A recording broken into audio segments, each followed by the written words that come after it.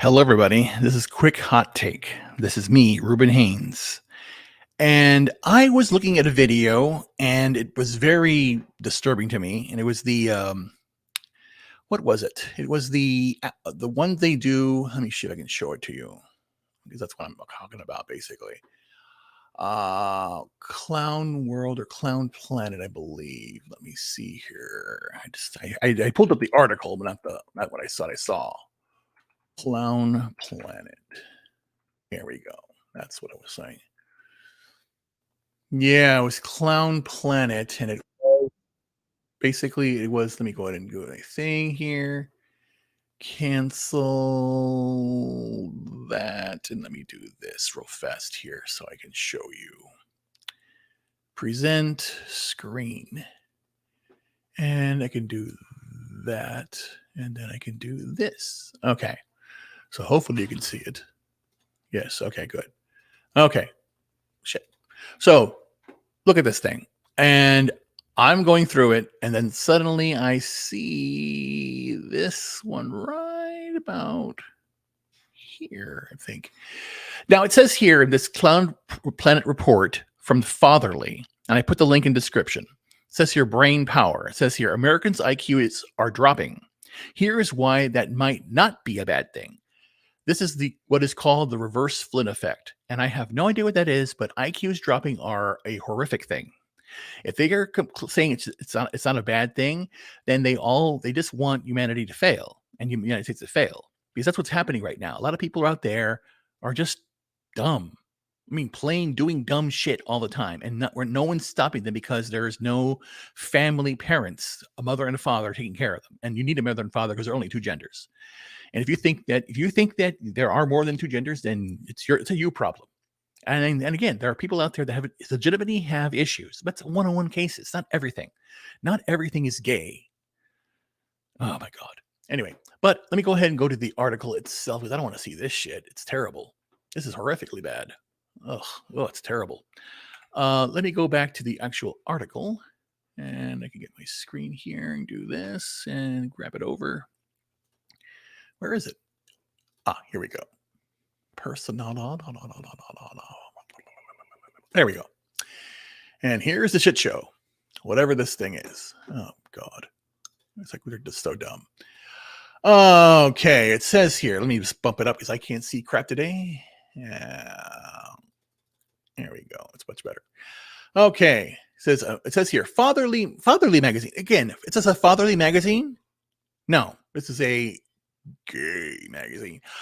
Americans' IQs are dropping.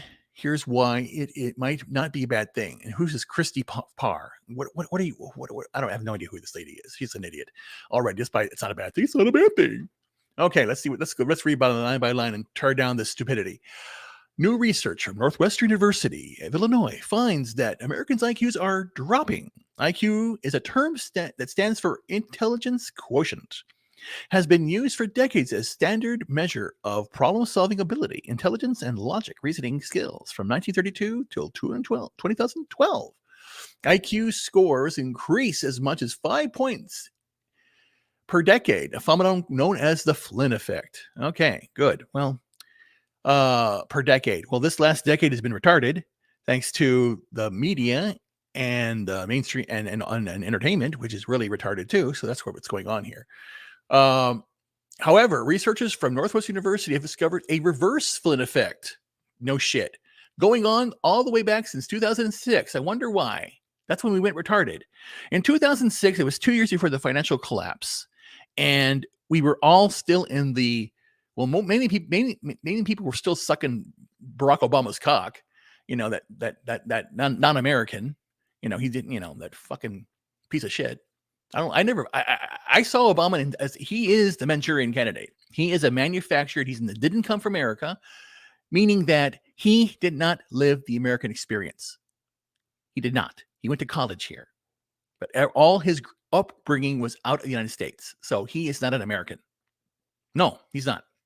No, Hawaii is gay America. If you want to go on, well, whatever. Let's see here what it says here. Study author Elizabeth, another woman, one other idiot, and her team examined data from almost 400,000 people who've taken online personality assessment. This it's called the Synthetic Aperture Personality Assessment, SAPA. So there 400,000 people took this test, the SAPA test. The test provides users with insight on 27 personality traits. And there are also sections measured of cognitive ability. Okay, measuring your cognitive reasoning. Okay. Research has found that scores associated with verbal reasoning, logic, vocabulary, matrix reasoning, visual problem solving, analogies, and letter and number series computational mathematicals are all in decline from 2006 to 2018. Yeah. Okay. Let's read those again. What logic and vocabulary are down. Visual problem solving and analogies are down. And computational mathematical are down. That's how you function. You function by reasoning and working things out. Again, logic is again, it's not like I have an opinion and you have an opinion and then you start crying. That's baby. It's a baby. It's not logic. You use your logic and matrix reasoning, visual problem solving, analogies, you computational. It's all gone. What the hell is going on here? Okay. It says on decline since 2018, while scores of 3D rotational spatial increased. Oh God. So these idiots are in front of a computer or a screen, and they're playing games, so they can work a game and move things around and know how the shape looks, but have no idea how to function outside the home. So essentially, you're creating people who could only work on front of a screen, looking at 3D objects, and basically like virtual reality. This is exactly what this means. Again, I'm an intelligent guy and I know what they're saying. So they're basically saying, hey, just sit at your home, put the goggles on. You'll be much better off than going outside because it's polluted outside. Don't you know that all the things are going wrong outside? See, they want to keep you inside because to keep your carbon footprint down. That's exactly what this is. All fucking propaganda. Propaganda completely. Fatherly propaganda. This whole article is not worth reading anymore. It's done. But I'll go and read it because I have a little surprise for you all. Let me read. Let me see what's saying here. Go down because it's all dumb. So are we really getting less smart? Yes. Not so fast. Dvorak stressed. Distressed. She didn't stress. She wants it. The decline in scores doesn't necessarily mean Americans aren't as intelligent. Yes, it does. Yes, it does. It doesn't mean that their mental ability is lower. Yes, it does. It's just different. No, it's not different. It's not like you're a little gay. You're completely gay or you're not. And if you're completely gay, then you got a fucking problem. You do. I went to a bar last week, all lesbians, quote unquote lesbians. And I broke their brains because an actual man had a conversation with them. Talk to them one-on-one with like women. That's what you do. Men need to step up and treat women with respect and then demand respect from them when they don't. And again, you better be on your game. Men need to step up their game because I myself want a woman who's going to challenge me every day and not let me sit down and on my laurels. I want to be out there every day doing stuff, not in front of the computer. Ironic, I'm here right now, but I'm just going to bed in a little while. Let me see. It's already late too. It's already it's 8:30. I have to get ready for bed in a little while. But I saw this and I was wondering, what the hell's going on here? This is getting ridiculous. Let me see. It doesn't mean they're blah, blah, blah, blah, blah, blah, blah, blah. Their scores are favoring the old. What? Scores are favoring older and newer samples. She said the press release. It could be that they're just getting worse at taking tests. No, they're not. No, they're not. No, they're not. Okay, well, this does play this statement. I remember hearing this. It could just be that they're getting worse at taking tests or specifically worse at taking these kind of tests. No. It's not they're getting worse. It's not that they're being challenged to do it. Again, their brains are not being stretched to do difficult things. I do it all the time. And as you know, I have half my brain tied behind my back, literally.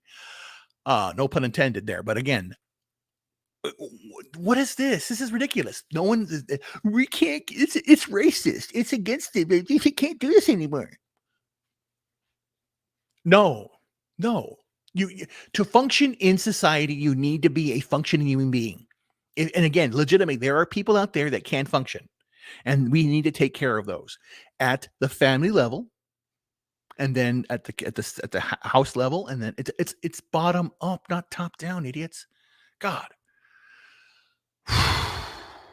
this is so ridiculous. Okay, anyway, what's he say? Dvorak, God, also said there are numerous possibilities for the decline, ranging from poor nutrition and the rise of screens and media. No shit, moron. No shit. Poor nutrition, yeah, because you haven't taught home ec, and no one, and women don't want to cook because it's against it, the patriarchy. Fuck that shit. If you can't cook for yourself, then you're a fucking idiot. And women need to learn how to cook because again, what really irked me too today, I figured it out, or yesterday I figured it out because I didn't really pay attention. Doesn't it care? Man, woman. But why are you calling woman a man? Kick man out of it. You're fucking moron. Mankind is everybody. Man is man. Woman is the one with the womb. You're special because you get a W-O in front of you because you have the womb. We can distinguish you. Hey, which one has the womb? Which one is the one that's the female? That's in your fucking name, woman. What is a woman? It's a human being with a womb. Because that's exactly what it says. That's a woman. And these psychologists, doctors, presidents, and what is a woman? Oh, well, it's a difficult question to answer. Fuck you all. You're idiots. Me, 55-year-old obese man trying to fix his life on his own, knows this better than you. Then shit, I should have been president of the United States for long 55 years ago. Jesus, are you an idiot? Oh my God, it's so dumb. Yeah, and then of course they're putting down here ranging from poor nutrition. Yeah, shit, because you give Bayer and Monsanto all the bullshit, and you don't let organics. You can't. People need to grow food in their own yard. They need to learn how to do this. It's you have to prepare. It's education. You have to feed yourself. It's not about thinking of a fucking phone and pushing and calling an Uber or whatever they call it, DoorDash, whatever the hell it is. You have to go out there. I went out today and I went out walking, and it would hurt like hell, but I still pushed myself. And then I sat out there in the sun, and then I went to have a lunch, and I sat in the sun again, and I had a poke bowl. I only had like half of it.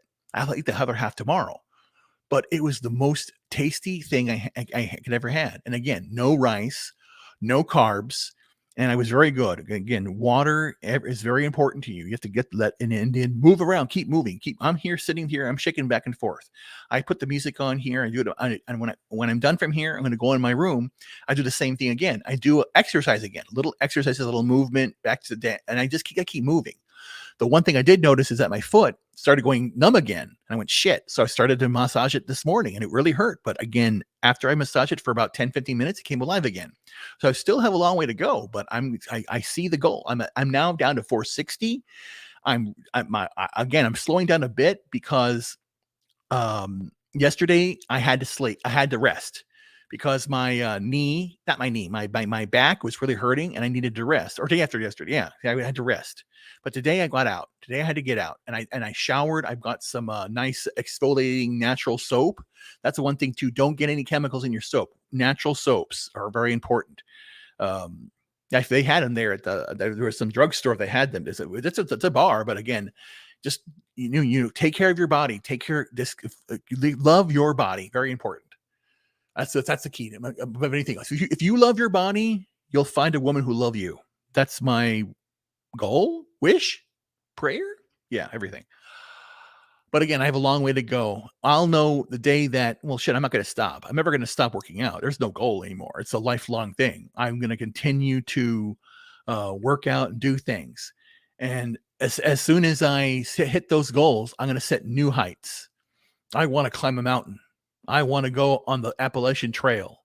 I want to do things, and I'm doing them now little by little. And it's so exciting to go out there and see the world and see it in a different perspective now, because I'm renewed and energized. That's what I want to do. I just can't, I have to I have to put the fire under my own ass in a way. It's because I'm by myself. I have to do it, and I have to be self-motivating. So essentially, when I'm putting down these videos out there, I'm trying to be accountable. I'm just basically saying out there, hey, I'm doing this, and if you tell me I'm wrong, then hit me and call me a dumbass. Call me an idiot. I need to be pushed in that regard. I'm self-motivated, but still, It's nice to have a cheerleading section or at least a booing section. Because again, I have a booing section already. I have people who boo me all the time, but I don't care.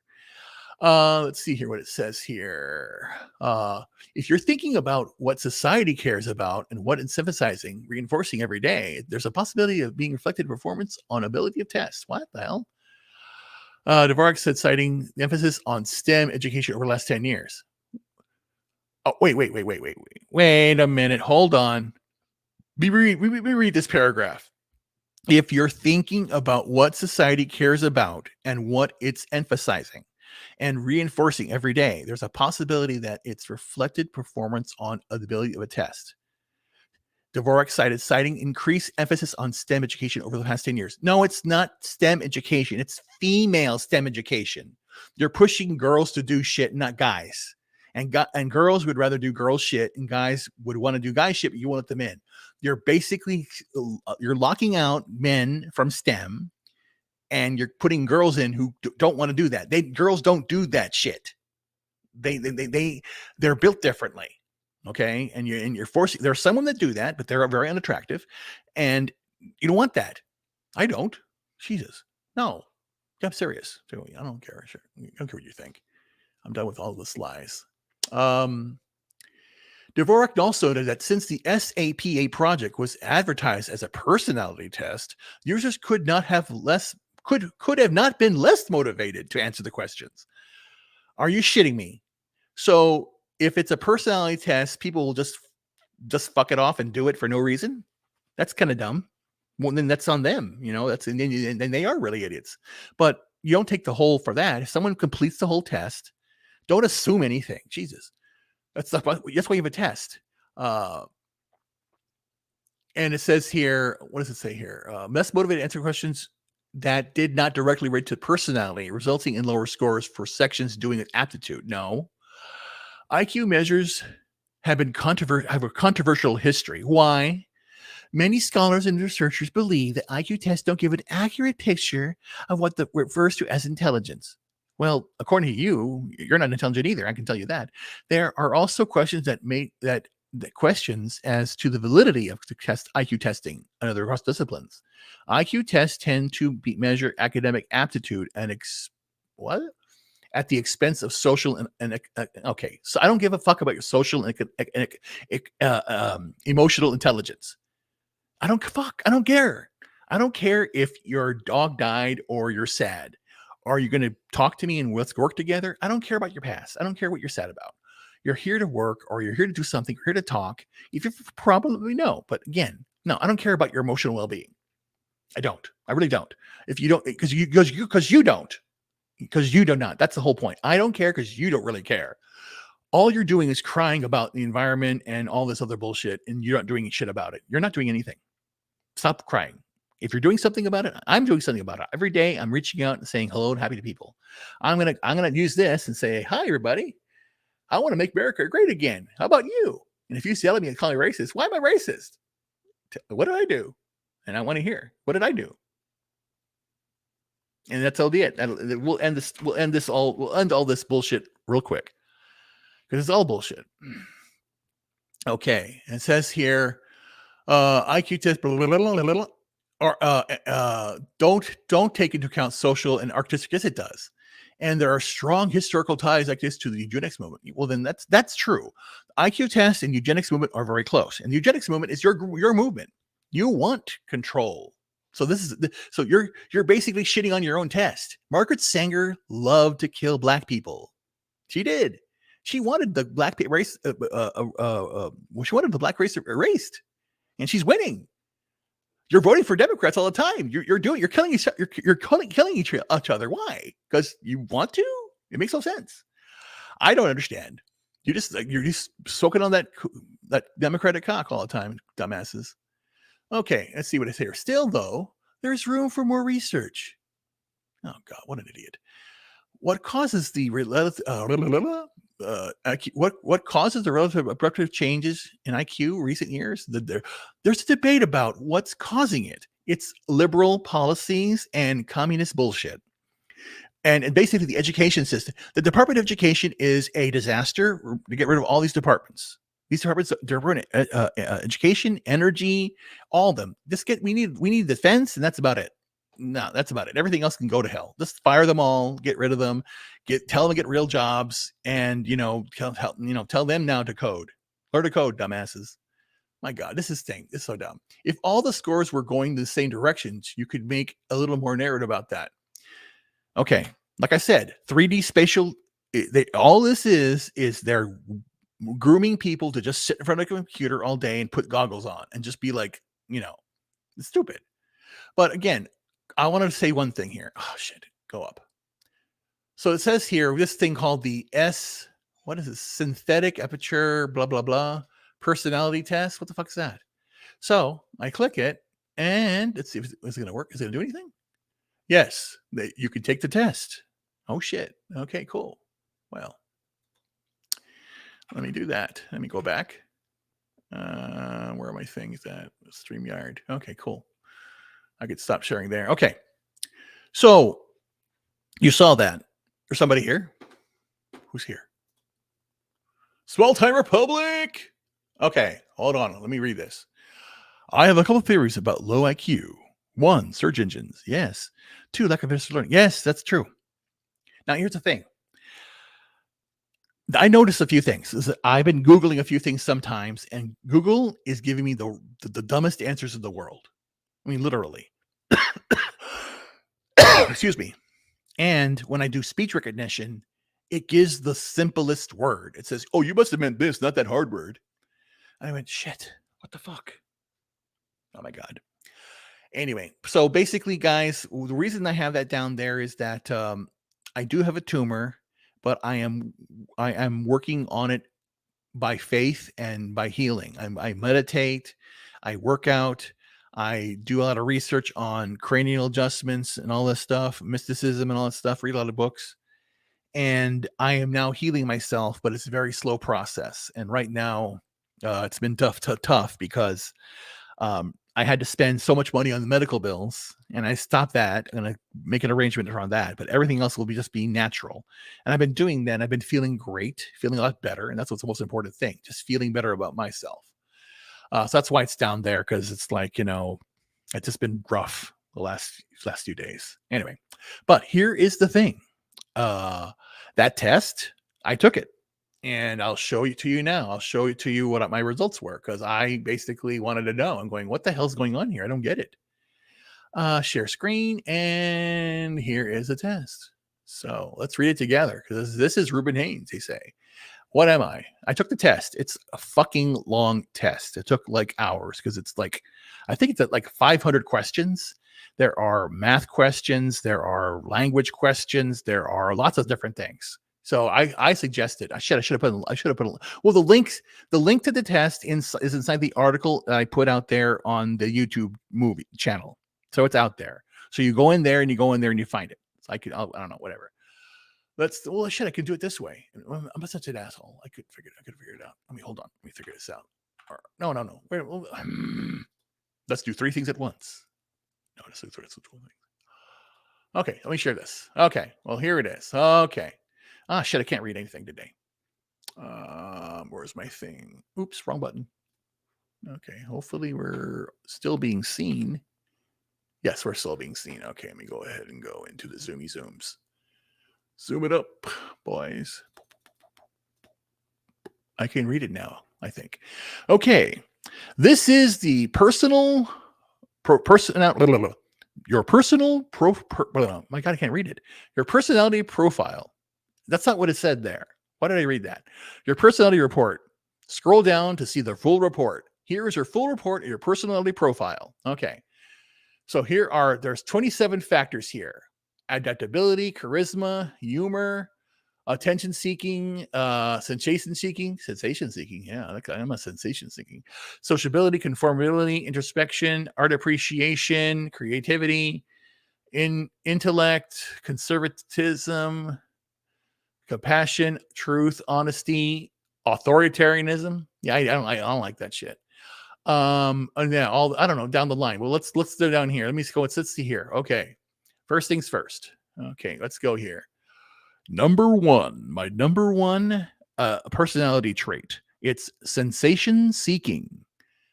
The sensation seeking factor involves one's desire to engage in more adventurous and risky activities. Sensation seeking can be a variety of forms. And this is for individuals who score highly, might love scaling mountains, be skewed to recreational drug use, while they feel the opposite. Individuals with high sensation seeking may feel bored and idle and wait long stretches of nothing exciting and thrilling to do. Individuals low in stealth, blah, blah, blah, whatever. Me. Okay, here. Let's go here. Let me go down. Oh, why would it go down? Go down. Okay, that's what it says. This is about me. Your score indicates that you are a high sensation seeking individual. This means that you'll probably enjoy and maybe even seek out activities which others might avoid. Yeah, definitely. Shit. That's what I'm saying. I venture where no one goes. That's the most important thing. You don't learn, you do not grow by by taking a leap of faith. You may even feel bored in the absence of such activities. Yes, that's true. It may be that you enjoy the high that comes from successful competing and adventurous risking-taking tasks, or may simply be that you're less sensitive to feeling the risk. For me, it's more of shit. This is your one shot in life. Might as well just do it. Either way, you're probably the first person to step up in a difficult and exciting excitement. Yes, the more difficult and exciting the assignment is, I'm the first person to jump up. Let's do this shit. Let's tackle this shit. That's me. Let's again. If you tell me a monster's outside, I'm gonna go and say hello. Basically, ultimately, you may be a different relationship to fear, and others typically do. Whether you rarely fear, I don't need fear, or simply enjoy feeling overcome from it, it's likely that it enables you to accomplish feats that others would dream of. So on the scale, excuse me, here, why is it not working? Your score 69 is higher than 97% of people. So I am higher than 97% of people on sensation seeking. So of course, yeah. I want to, like I said, I want to go climb mountains. I want to travel the trails. I want to go to Paris. I want to go see the Grand Canyon. I want to do all these things because this is like one shot. And again, now I have nobody in my life right now. But if I did have someone in my life, I'd take them along with me. I want to have adventures. Okay. Okay. So I'm 97% high on that one. That's very, very rare. So I'm a very rare individual for excitement. So then that tells you one thing, folks. What's the right way to say it? It's true. In Vegas, I was the first person there and the last one to leave. God's honest truth. When I went at the meetup, I just showed up and sat outside and waited a couple of hours so the doors opened. And then when it's over, I was the last one to leave. Because that's what you do. General leads with a charge and leads back. It's like I'm there going, come on, guys, it's time to party. Like that. And I actually did that. There was a video, there's a picture I had on Instagram, but I took it down. But it's a picture I have of me doing a toast. I was the first person in the bar and the first person to have a drink. So that was funny. So let's do this. Let me go to emotional expressiveness. Now I rank 95% higher than anybody else. So again, these are all like my qualities, my good qualities. I'm very emotionally expressive. Don't you think so? Of course I am. My gosh. Let me just read about me. Let's do this. Your score of emotional expressiveness scale indicates that you are a high in emotional expressiveness. You're most likely wear your heart on your sleeve. Yes. Ready to express your emotions and personality to others. Yes. When you are feeling happy or sad, it's probably evident to those around you. Of course. Others probably find that know you, willing to get to know you a great deal about yourself. You are. It may be rare of you to suppress your feelings. Yeah, true. I don't suppress them unless it's something that's very, very dark and negative, and I hold that on. Authoritarianism. I got to see this one. This is funny. Authoritarianism. Your score is 35. Places you higher than 7% previous participants. Yeah, I hate authoritarianism. I hate the idea of the authorities. I'm the fucking authority, motherfucker. I'm the one in charge. So what does it say here? Okay. Your score in authoritarianism scale indicates that you are low on authoritarianism. You might believe that the rules are made to be broken. Hell yeah, because there are no rules. Perhaps you have a rebellious streak. You think? Of your own, and therefore resist authority in order to assert your own individuality. Hell fucking yeah. That's right there that is probably the most important sentence I've ever read from this test. Perhaps you have a rebellious streak in your own and of your own, and therefore you resist authority in order to assist your own individuality. That's a perfect sentence for one reason. The individual in the United States is the God, is the most important thing. Seriously, you are the most important thing in America. It's the individual. It's not the group, not the collective. It's you. Period. And that's why this is American right here. Or maybe your dim view when it comes from a political or historical understanding of the dangers of strict unforgiveness. Yeah, it does. Again, that's the whole idea. Democracy is mob rule, and it's a mob. That's what democracy is. When people say we're in a democracy, if they legitimately mean that, they legitimately mean they want a democracy. They basically say it's essentially five animals are there, 3 wolves and 2 sheep, and they vote on who to eat or what to eat, not who to eat, what to eat. And they're going to eat the sheep. Mob rule. Again, democracy is terrible. It's a very evil form of government. Evil democracy is. We're not a democracy. The United States is a democracy. What are you, retarded? No, we're not. We're a constitutional republic. What does that mean? Read a fucking book, idiot. Read a book. God, maybe they are right. No. They are right. People are dumb, but they got to start getting smart. Shit. That's true. Shit. I'm just done with that crap. Come on, dummy. Okay. Irritability. You think I'm irritable? No, I'm not irritable about, well, I'm not, that's the thing. I'm not irritable. I'm not angry. I'm only angry at stupidity. Really, I'm not. If someone's genuinely dumb and trying, a toddler, I'm very compassionate with that. Or a child, they don't know, but you don't tell the kid if he does something wrong. Oh no, you fucked up. No, you say try again. I tell an 18-year-old they fucked up, but I don't tell a kid.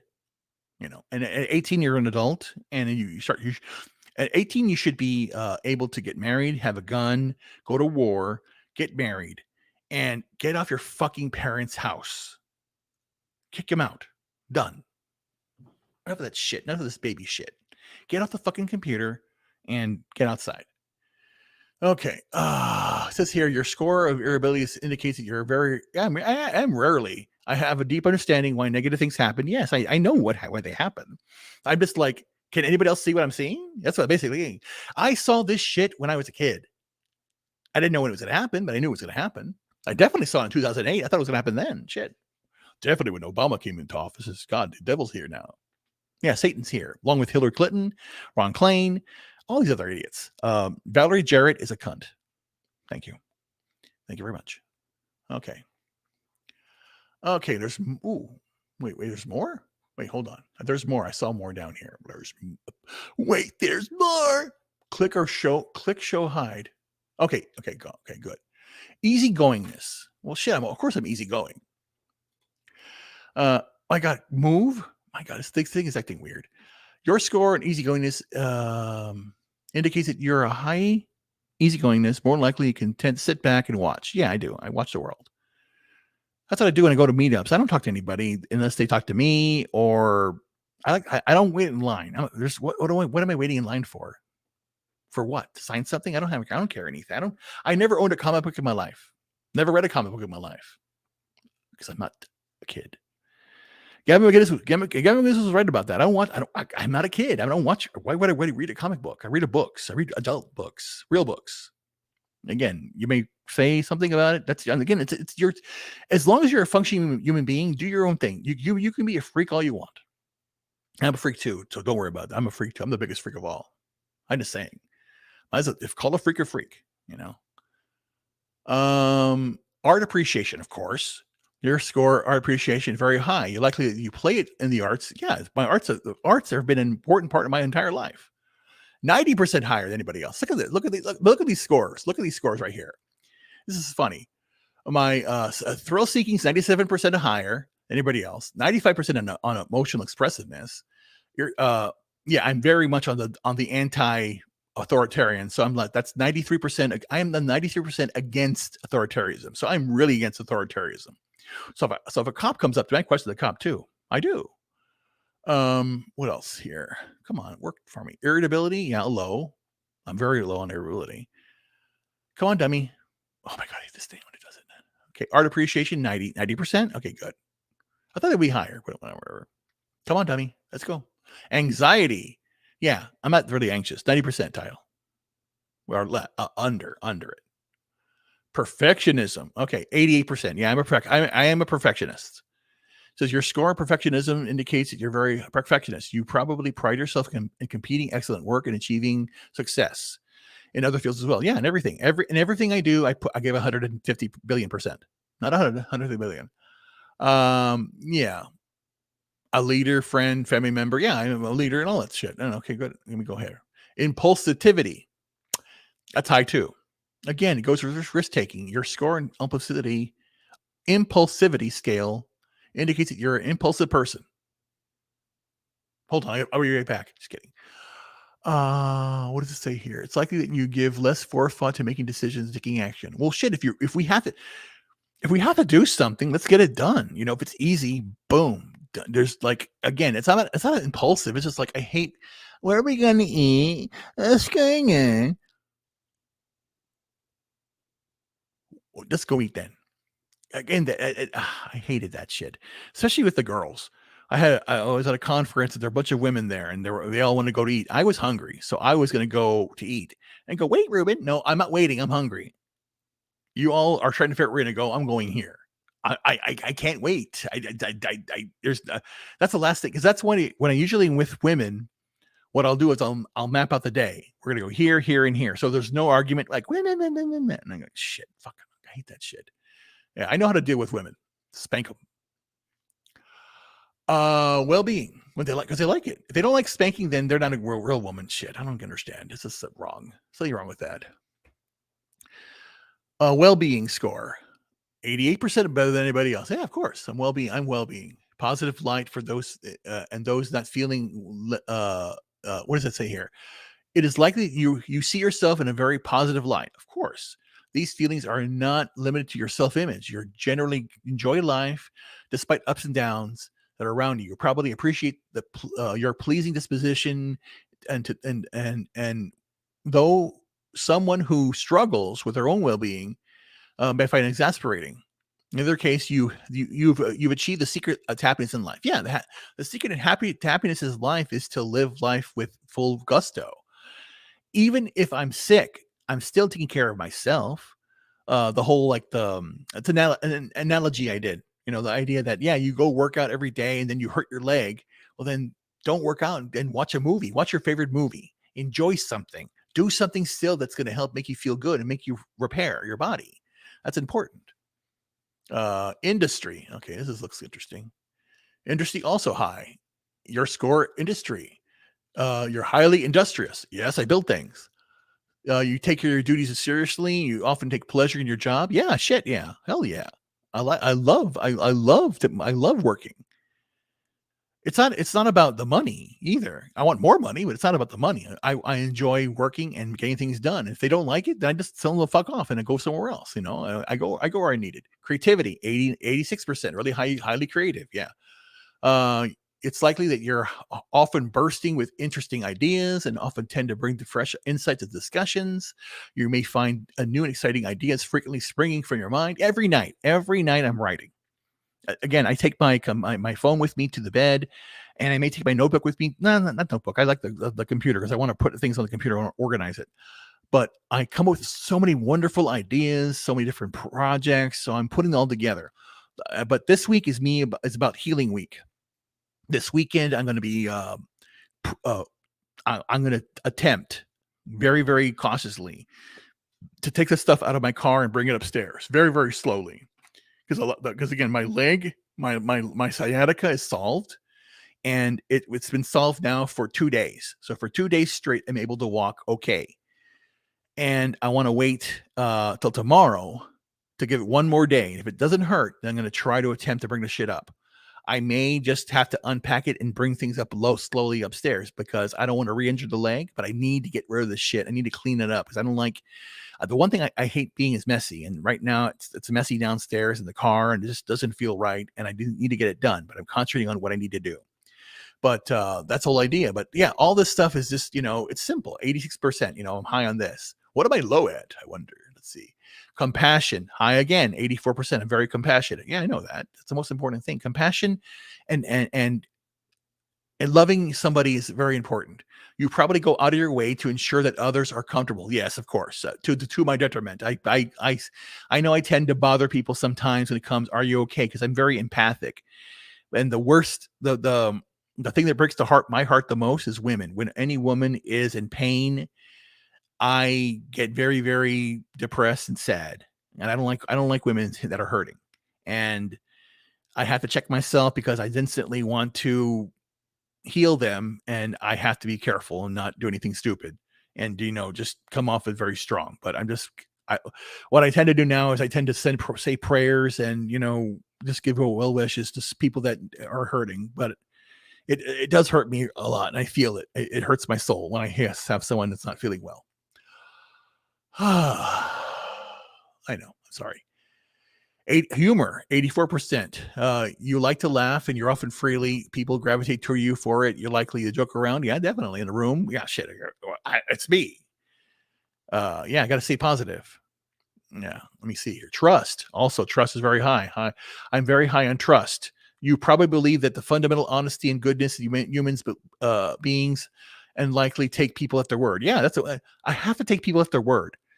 That's the way things used to be, and that's the tradition. Your tradition is you have to be a man of your word. If you break that word, you have to correct it.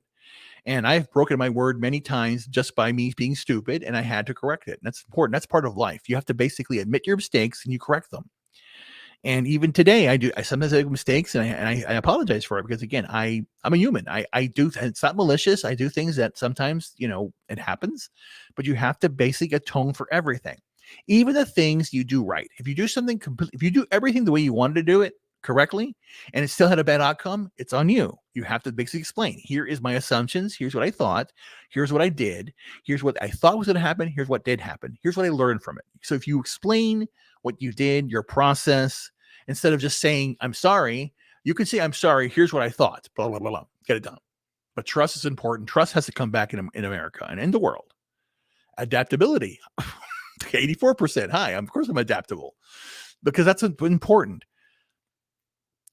If I was truly faced with a liberal, a raging liberal, like my girlfriend, the former girlfriend, we got along. We had arguments, but it was not arguments. There were discussions, had heated discussions about politics, but we still loved each other because she had a very good points, and I explained them. I told her why she was wrong.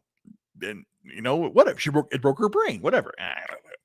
But I took care of her afterwards because that's what you do. A man takes care of a woman. All right. You probably can't whatever. Okay. Self-control. Now, this is right. Yes, I have self-control. Seriously, I do. Your score, self-control, indicates that you have more than most, you're able to control your cravings. Yes, of course. Temptations. Yeah. I've never really liked sweets. I really hate sweets. And more so now, because what was very strange is that since I had the correction of the cranium and my nose and my mouth, weird, I can breathe better, and everything tastes sweeter. More savory, I should say. Even water, for Christ's sakes. I want to know what 100% cocoa tastes like, because it tastes like chocolate. Yeah, but if it's sweet, then that's my new jam. 100% dark chocolate, because I love dark chocolate. Darker the better. That's what I said. And yes, okay, introspection. Of course, I'm an introspective guy. I always think. Thinking is my most important thing I do. Your score in intersection scales, you're fairly high intersection. More likely you find yourself times lost in thought, reflecting on yourself and the various actions of life. You may enjoy delving deeper into contemplating human existence. That's all I'm doing. All of the papers I'm writing are on the human experience, science, technology, mysticism, religion, the history of the world, the hidden history of the world, ancient world. So that's my big. I love that. Okay, well, it got me right. Attention seeking. Now, this one's interesting. I'm not attention seeking, which is a kind of interesting. I know I'm not.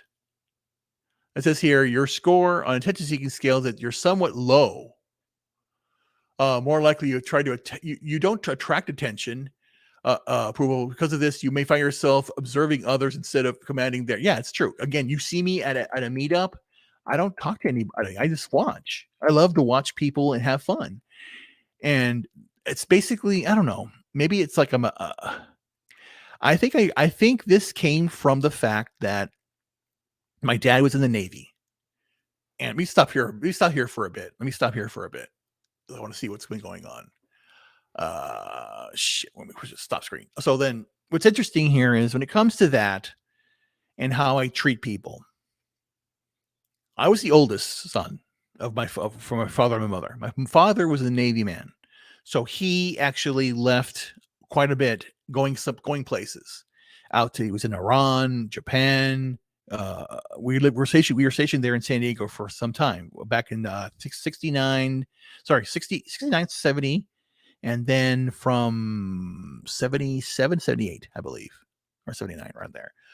But I had to step up because when my dad's longest stint happened in 77, I believe, I was 9. And at that time, my sister was born. So it was myself, my brothers, and my baby sister, all 4 of us. I was 9 years old. My dad was in the Navy. So my mother needed help. And I saw how stressed she was. So I asked her, can I help with the baby? Can I help with this? So I did that. That was very important to me to help my mother. And I wanted to learn how to cook and take care of the kids. And I babysat them. They hated it. But, I just wanted to help my mom ensure that the kids were taken care of. And I still do today. I even remember one time when my brothers did something bad and my dad sent them up without dinner. And I knew that they really wanted the pizza that we were having. And I had my pieces of pizza. And I did a bad thing, but a good thing in a way where I ate the 2 pieces of pizza I had. I took 2 more, but hid that I took 2 more.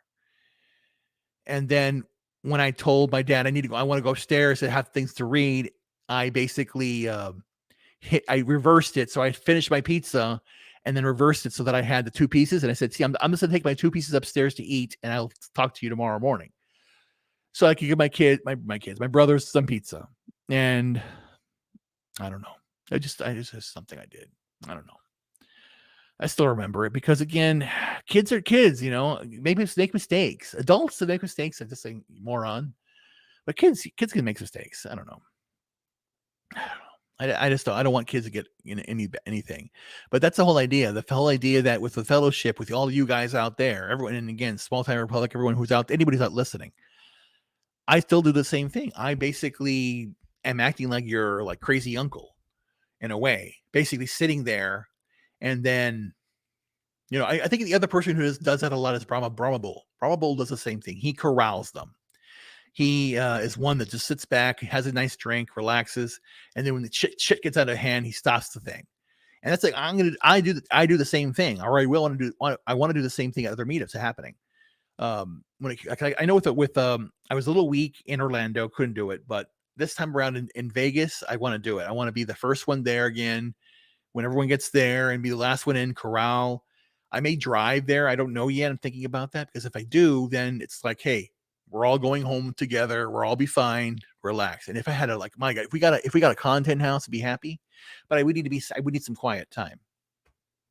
Or if I decide not to have a content house and have a playpen, I'll have a playpen with ladies because that's what you do, man. That's what you do. Anyway, let me go back to the thing. So I want to finish this because it's kind of fun. It's kind of fun. I like this thing. Charisma. Okay, charisma is high, 73%. Okay, well, duh.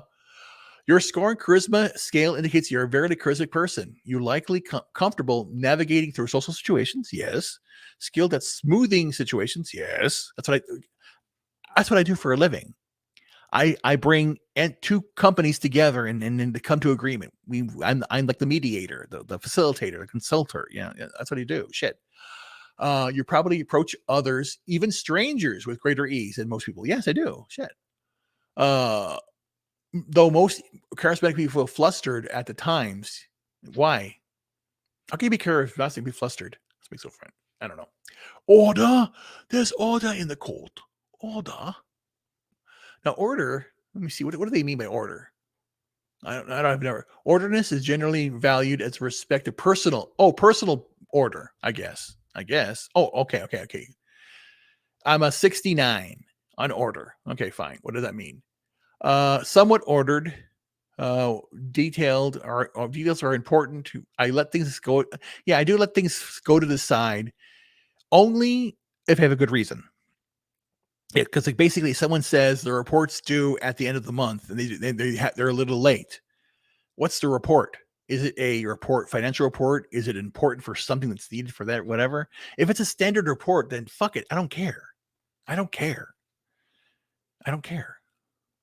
Intellect. Intellect. 31% higher than participants in the survey. Okay, cool.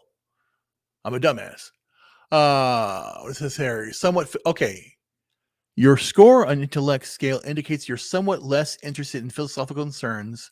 While you might pick up some things quickly, other topics might take time to require more time. Perhaps because you're really not that interested. Likely, yeah. Again, for me, when it comes to this, let me see what they're talking about, because this is where it gets kind of weird. Intellect. How are they doing that? I wonder. I don't understand.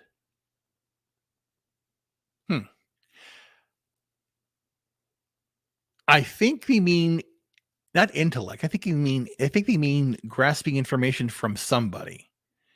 That's where it gets kind of weird. Because again, in school, I was not a good student because the teachers were morons. I didn't believe what they said. I still now today I definitely know they were wrong. So I was right. Sociability 62% high. Your sociability is high. Hello. You enjoy being around others? Yeah. Occasionally large meet new people. Yeah. Oh my god. I remember it was the whole meetup in Vegas, Fremont Street. There were like 4 concerts in the cross area, and I was just walking in the middle going, "Give me COVID." No one gave me I never got COVID because it doesn't exist. Jesus. What exists is the death jab. The death jab exists. Anyway. Conformity. I'm not a conformist. That should be much lower. Somewhat lower in conformity. More likely you see yourself as more unique individual. Yeah, I am a more unique individual. That's me. More unique. That's me. Okay. Conservatism. Right on the right on the board. Lower in conservative, you might likely be support liberal candidates, and less likely. Okay, I don't give a shit. As long as they're good people, that's all I care about. Even though, again, I am a Trump supporter now, but again, it's not about conservatism. It's about freedom to do whatever the fuck you want to do in life. You know, that's what it's about. Freedom. Emotional stability, right in the middle. Oh, right in the middle. Yeah. Oh, it says less likely to be upset, which is true. Okay, is that it? Agreeableness, 73%. I'm agreeable. Yeah, I am agreeable. You probably have an interest in others' needs and well-being. Yeah. You share your joys and their challenges. Yeah. The most important thing for when you talk to somebody about something they're going through, you don't tell them what they need to do. You tell them what you did. You always give them your experience. You always say, well, I know you're going through this, but you know what happened to me? I've been through this before. It's happened 10 times. I got it right so many times, but here's how I did it wrong. And this is what you did. And explain to them you have to use your own experience as a reference. That way understanding comes from humanizing or personalizing any issue. Because you just basically throw it out there, it's not gonna stick. You know, not gonna stick at all. Consciousness. Yes, a very conscious. Uh You probably set clear goals on a regular basis to pursue them with determination. People likely regard you as reliable, hardworking, but probably not overzealous and perfectionistic. No, I'm not. No, I'm just hardworking. You know, for me, it's basically the following. I try to do something that I love. I attempt to do it. I do it. I review it. I make modifications. I'm never really hard on myself. It's always about, again, I say dumbass, this and that, but that's basically pushing me. Get it done. Get it done. And if I can't figure it out, I put it aside and wait for a better time opportunity. I've gone back to things many times. I have many things I've written that are left unfinished because I haven't got the time to go back, give it the proper time to give it to. Because the last thing I want to do with comes out to any art I produce is I want it to be pure and of the moment. That's why I think it's important to, have that consciousness about that. Extroversion. Oh, what does this mean? What? Go down. Oh my gosh. Your score is you're probably prefer to be around people a lot of the time, like sociable. Well, I'm on the edge. I like to be next to ladies, if that's any suggestion. Neurocism. Ooh, the trait is Marcus. What is this? Oh, stress. Oh shit, it's low. Fuck. Yeah, that's low. I'm even tempered. Openness. Oh shit, this should be high, right? Yeah, pretty high. 78%. I'm open. I'm wide open, ladies. Your score. You might be comfortable handling quite a bit information. Yeah, that's the whole idea. I told you my brain is screwed up. Everything goes in the right and the left organizes everything. So yeah, that's true. All this is trite. Yeah. It says here, blah, blah, blah, blah, blah. What does it say here? You likely have some appreciation for the arts. Yes. You might also be interested in unconventional ideas.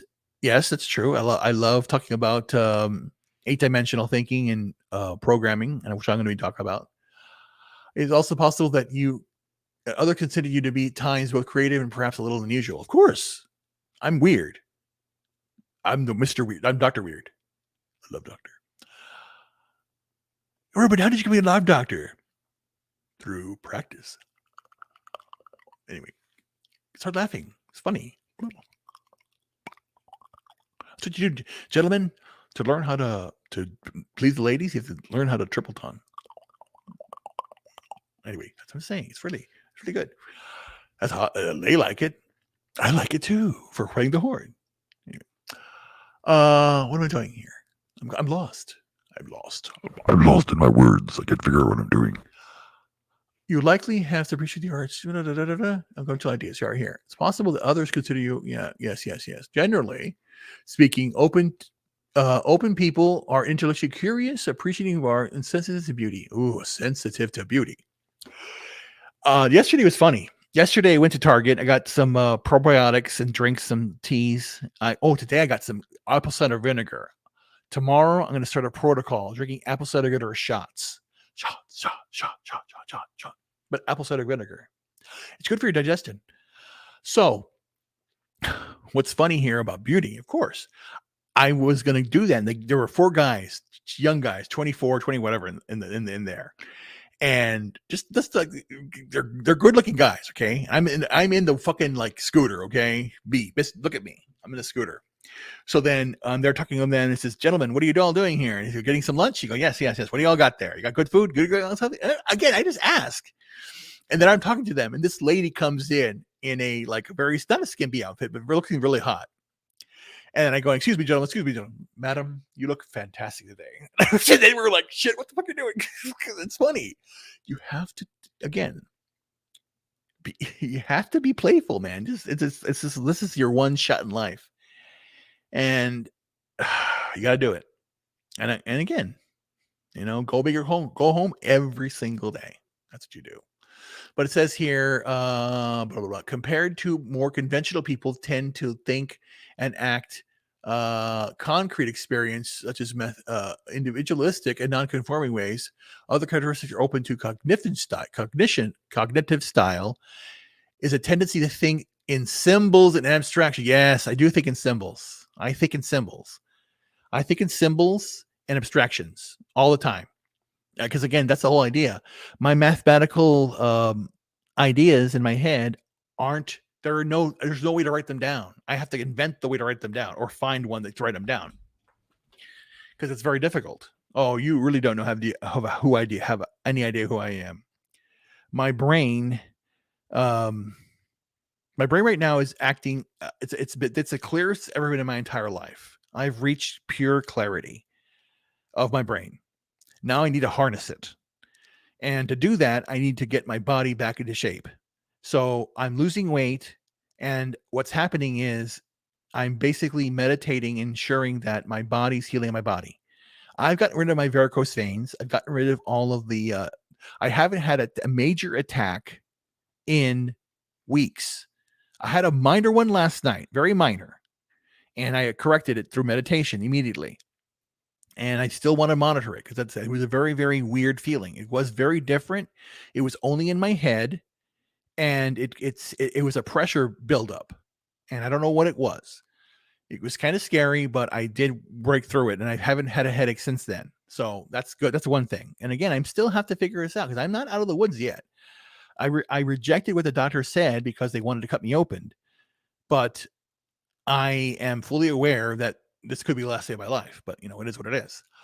What is there? Far removed from concrete experience such as mathematical, logical, geometric thinking, artistic metaphor, and use of a language composition. Yeah, here's a true statement here. When I hear music, I don't hear music. I see the structure of the music. I see the structure, the color, the contrast, the timbre, everything about it. I feel the music, everything, and that's important. I'm not a passive listener. I'm an active listener when it comes to things. I don't like passive listening. Passive listening is nothing. I don't get that. Passive, of course, means like you have the TV on in the background while you're working. That's passive. I'm active. The way I work is I'm listening to the music actively and then I'm passively working. It's the reverse because I need to be grounded. If I'm not outside, I'm not grounded. Music grounds me. So that's what I'm saying. It keeps the pace, the clock. Da, da, da, da, da, da, da, da, da. So, okay. Next one down is what? Cognition. Another high one. It says here, cognition. Go down, dummy. Yeah, I'm pretty high. Based on the 6 years. Oh, my God, stop. Okay, based on the 60 responses you gave for the items type norm C above, your cognition was 67. This means that you are score higher than 96% of people. So 96% of people are idiots compared to me. And that's about accurate. Everyone I run into is an idiot. Or at least lacks some intelligence. And it's sad. It says here, the average score of cognition is 50.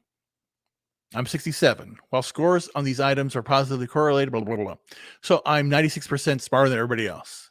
Duh, we knew that already. I'm not an idiot. And think about this, my friends. I have a birth defect and I have a void in my brain on my left side. I've struggled that thing for my entire life. And I'm still struggling through it, but I'm struggling through it with happiness and power because that's what you need to do. And that's the end of that article. Okay, cool. So, okay. Oh, who do we have here? All right. That's why we both prefer intrinsic and complex over simple. Yeah. Oh, I love complex. Oh my God. Yes. Logic first. Logic's finest. I'm sorry. I can't read. And the other thing that's weird, my eyesight's getting slightly better. So if things are more blurry, I have to go get some, I don't know. But again, it varies. Because essentially, let me stop this real quick. I'll just tell you what happened. So what I think happened to me in the womb is they had to put the forceps on me here, and that further put the indent in that caused the birth defect, and my arms all screwed up, my hips screwed up. So what I discovered is I am riddled with fatty tumors all over. And the quandary, the question came to me because again, About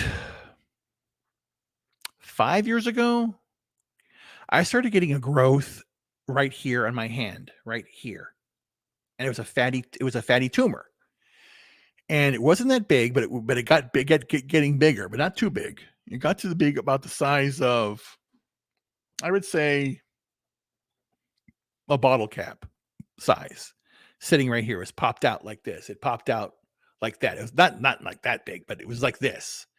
So it was there. It was like that. So I was going, what's going on here? So I changed my diet a bit, and it went away.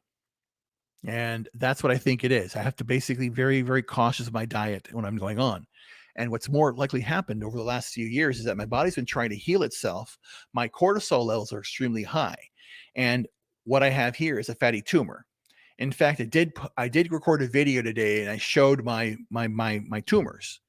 And I haven't posted it yet because it's graphic in a way, and I'll put a disclaimer there.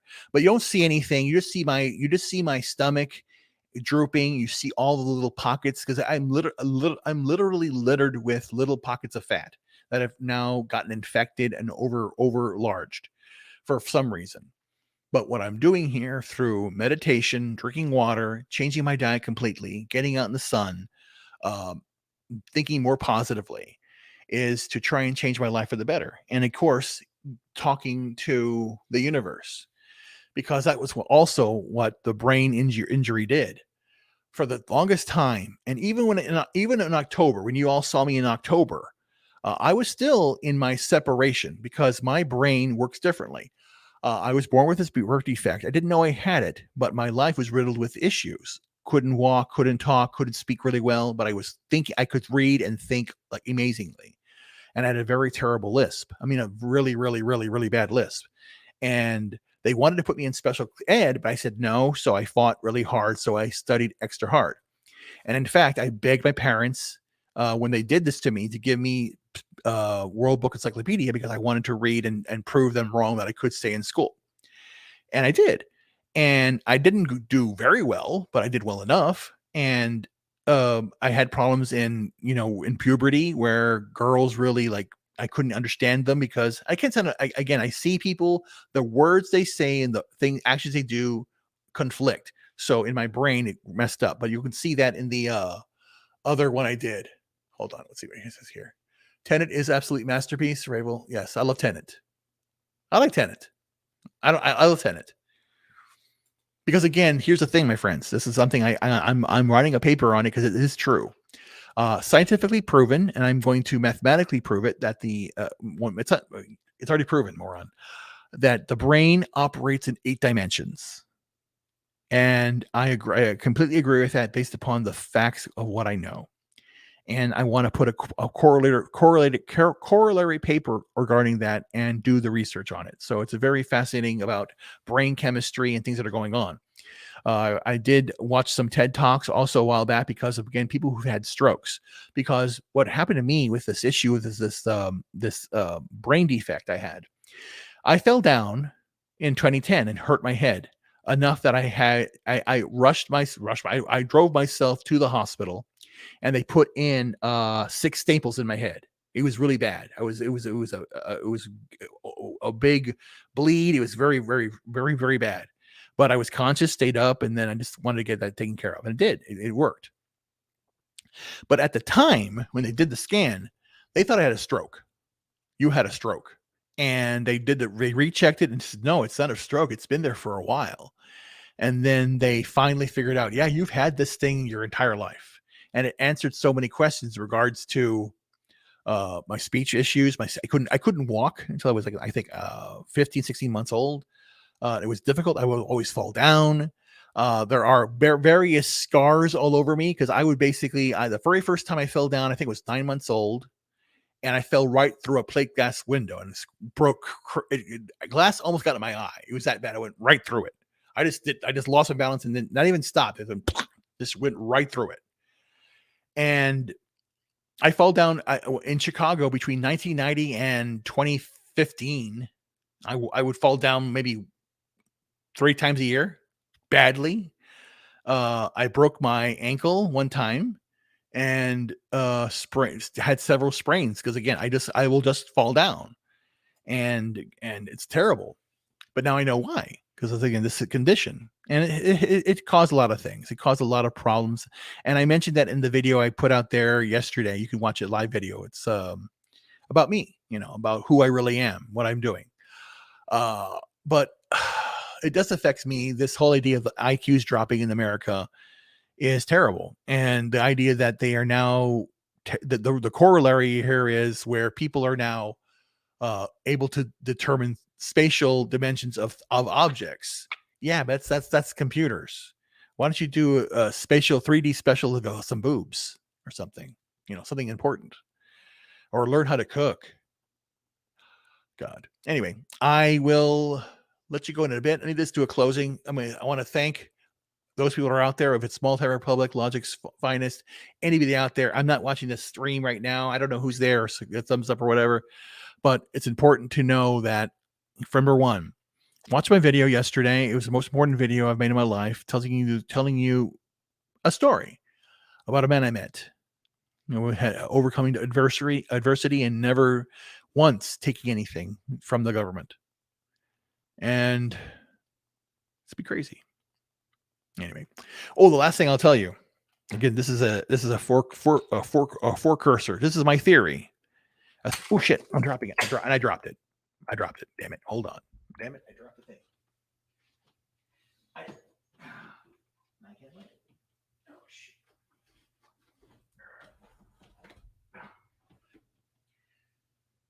This is live, right? This is live, and I dropped something very important to me. God, and this is my life. I dropped it. It's on the ground right here, and now I have to figure out how to get down there and get it. Again, I'm still. This tumor is very much a pain in the ass, and it's let me see if I can find this thing. I just dropped it. It just fell down, it's right here. I can't see it because this damn thing's in the way. Let me see. This is my life. This is my life. Let me try and do this real time. This is how I do things.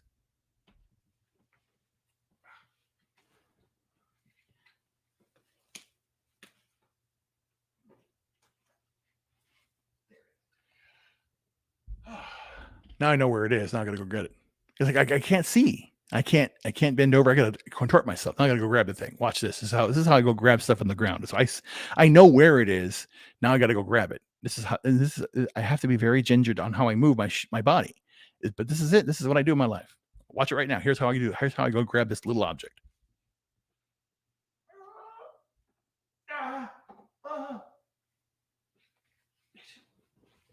It hurts.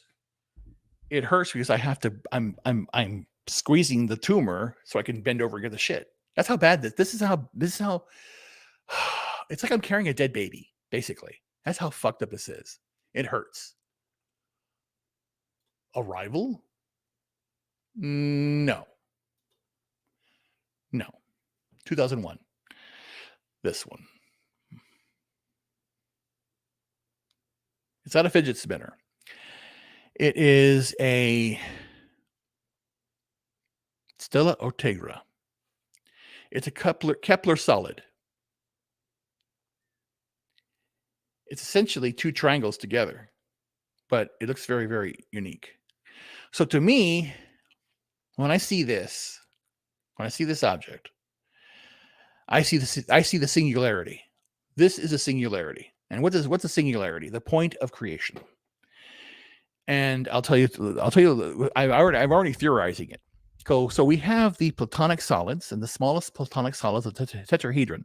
The tetrahedron is the triangle. 3 triangles brought together as a tetrahedron. If you take 2 tetrahedra, put them together, merge the 2 tetrahedra together, you get this one. This is the stellar Ortegra. You can see it's two triangles that are now merged to be one. You can't really tell, but that's what it looks like. Now, the other fascinating thing about this, if you turn it this way, it is the points of a cube. It's the points of a cube. So it is one object turned into 2. And 2001, that's the one. And that's the best of all time. And this here is the moment of creation at the Planck level. Two Planck objects at the size of a tetrahedron coming together. That's the moment of creation. That's in my theory. I want to prove that. And essentially, when you get metaphysical and speculation about outside, I can basically tell me the follow. I answer my own question. Two entities we do not know nothing about, and we cannot comprehend. They're not even entities. It's beyond entity. They're unknown. We don't know what they are, or what it is, or whatever it is, but we know the outcome. And it's a beautiful story that I love to at least believe, and in my heart I do believe it, because the outcome is the outcome. Two entities imbued at the Planck level,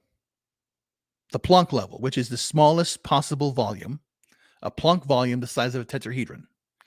Now, the reason that the Planck distance and the Planck time and Planck volumes are important is that's the smallest possible thing that anything can exist in the universe. It's already been proven. This is basically it is a ticking of the universe. The smallest fraction of time is a Planck time. And I think it's 10 to the negative 31. It's very, very tiny. It's a very, very short period of time. But there's also length and width and depth. And what I say is that two entities, we don't know what they are, imbued within the tetrahedra, the smallest possible, all of their love. We're put in that one little Planck volume. And then suddenly they had merger into the Stella Ortegra, which is a Kepler solid. And at that moment, boom, explosion, universe. Now, and here is where you get philosophical. And what is a universe then? It's a child of two entities coming together, an explosion of love, an orgasm, creation. And who's that creation? You, me, us, everything. So then the answer is, what the answer is. And it goes back to every single religious text, because all religious texts are based on one truth. And I simplify the answer. It's love. Love is the answer. If you take the word God, creator, Allah, whatever, all seeing, all knowing, whatever, one above all that stuff, and you switch it to the word love, and it's just an emotion, everything simplifies. That's how it works. I did the experiment myself. I did it myself on words and things that I wanted to know. Because again, from my perspective, I wanted to find out things about myself, more things, and I did that. Where did I put that thing? I want to read it off to you what I did. This is the end. And again, I know we're start off on one topic and we're ending with another, but it's important because it's all about education, learning, growing, understanding. And right now, no one's talking. No one's reaching out. No one's saying, I have this idea. I think we can do this together. Why don't we work together getting it done? No one's talking anymore. We're always yelling and screaming at each other, which is kind of sad. I want to talk again. I want to get to know people again. So that's what I'm doing every single day, because that is the most important thing in life. You have to believe in the whole thing. So what I did is very simply, I took the 10 commandments and then I swapped out the word God with love. And it's the last thing I'll tell you right now, because here's holocron right there. And because in holocron, that right there, the Taoist symbol or it's an actual representation of what I call the double twisted torus. We have to talk about it. It's very important. Basically, that symbol, if you put it in 3 dimensions, comes out as a double twisted torus. And that is what Eric Weinstein and I have figured out is the shape of the universe. The universe is not flat. It is a double twisted torus. And I do want to create a model of it, so at least it looks like it. Oh, look what I got here. This is what I mean. This is an ancient, that's not ancient, it's a reproduction of an ancient artifact of look at this sucker. Now, this is a ceremonial knife, but it's about the doctor, the healer, right here, going up this. This is famous. Think about this. This symbol has been around for a long time, the braid going up like this. And that symbol, my friends, is what we know is a double helix. Did they know something we didn't know? Of course they did. Anyway, but let me read this to you. This is the last thing I'm going to do. It's the last thing I'll let you guys go. What we got here? Oh gosh, shit. Hold on. And I apologize now, guys. Ruben, you have ever taken Mensa test? No. I do want to take the Mensa test because I probably pass it. They probably write a new test for me. No, but I love mathematics. That's a thing. And I'll show you what I'm talking about right now. You're going to go, what the fuck are you doing, Ruben?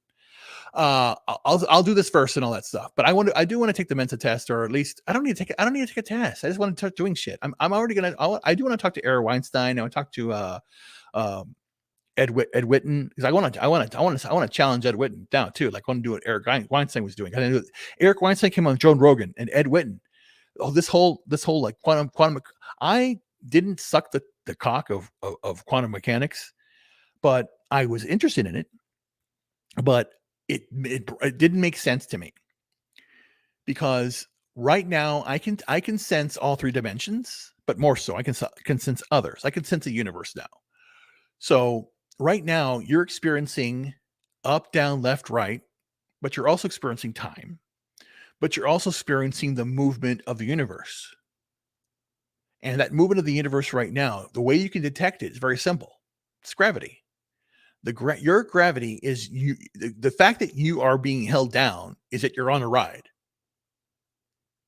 That's the point.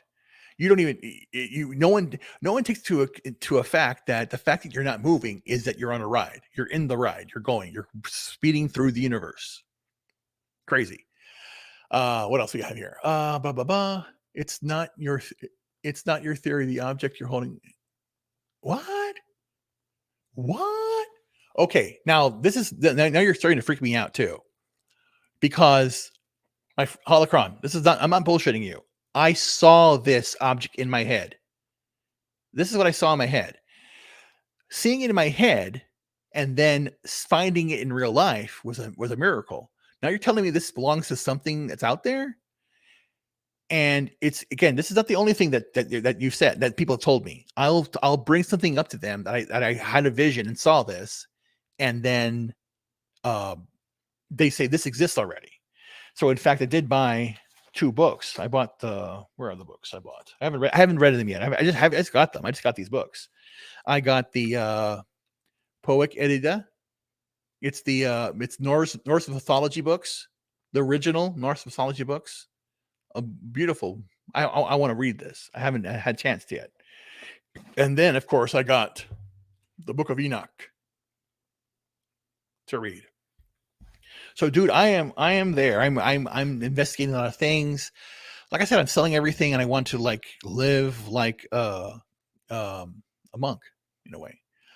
Male upwards and downwards, coming one. Yes, exactly. That's the whole point. Wait, that's so weird. I didn't even know this shit. Holocron, this is very strange. This is only my theory. So if this is real, if I had a vision about this, then something's going on, right? Well, again, guys, here's the thing. I did. Okay, I'll say it this way. I was touched by something from outside the universe, and it's right with me. It's with me all the time now. It's basically, imagine someone going, "Oh, you're okay," or no, not right, or bless you. It's a circle. I feel a circle right here all the time. And at nighttime, my mouth will open wide open, and I hear the music singing. I hear the universe. I feel the universe all around me. It's a very strange sensation. Being a child of light in a way. And I'm happier. And here's the weirdest part of what's going on with me. The weirdest part. 2 things. Food tastes savory now. I mean, literally, it tastes like somebody turned up the taste for food. I taste everything now. It's not just the food, it's the spices. I can distinguish everything now specifically. And it's like, I can taste the individual foods, spices and stuff, and it's like driving me nuts because literally, like I'm eating crack. Is the best way to describe it. I put it in my mouth, and suddenly I'm like, I'm drooling. It is that high. It makes me that high. I don't know why. It's weird. But I take it because you know why? I'm eating less because the food fills me up so quickly now. Um, Basically, what I think happened, if you want to talk about doctor wise, let's take the spiritual out of it. What happened is basically, I think that there's a pressure gradient in my brain. That void needed to get filled, and something happened when I was using adjustment, and it popped open, and it's happened because the one other thing, my eyesight's getting better, and my eyes are football shaped, meaning they were crushed by the skull. So I do adjustments. You can adjust your skull. You hear that? It's moving all the time. It's my my sinuses have opened up automatically. Automatically. I don't snore anymore. I sleep through the night. I don't have to get up to go to the bathroom anymore. I would get up to go to the bathroom a minimum of 8 to 10 times a night. And then this happens, this shift, this whole like skull opens up, and it's instantaneously I don't have to go to the bathroom. And so I'm just like I'm happy. I'm just like centered. I can see things better. So it's something. The body's an amazing thing. So what I think happened is that I really did a self adjustment that I needed, and I'm still doing because I have a lot of very stiff muscles, and the body's starting to heal itself, and how? I used to have gnarly ass feet. I have a size 16, ladies. You know what that means? Big shoes and big cock. So then my parents only with a small town, so they only could put me in shoes that were like 13, 14. So I had to squeeze myself into a smaller shoe. And I paid the price because I have flat feet and have very bad toes, ingrown toenails for my entire life. Up until I stopped working on my toes. I let the nails grow and cut them off when they were long enough not to mess with them. About 2012 because I couldn't do it anymore. I was going to the hospital all the time, so I let them grow. So henceforth, my nails started to get really, really long and even further crush my feet. So I had to cut them off, but there were no ingrowns, but they looked very, very like I was bound basically like this. The toes were like all crunched together and all that stuff and like that.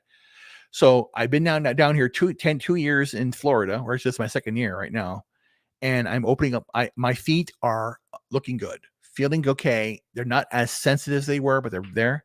But the biggest change on me right now, I had varicose veins on my legs and my feet. They're gone. They're all gone. I mean, they're gone.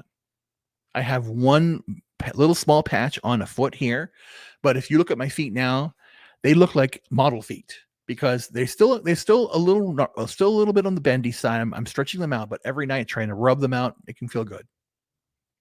Clip that. I rubbed up my feet and made them feel good. My foot came. Just kidding. Anyway, let's see what we got here. Let's go by. What am I doing here?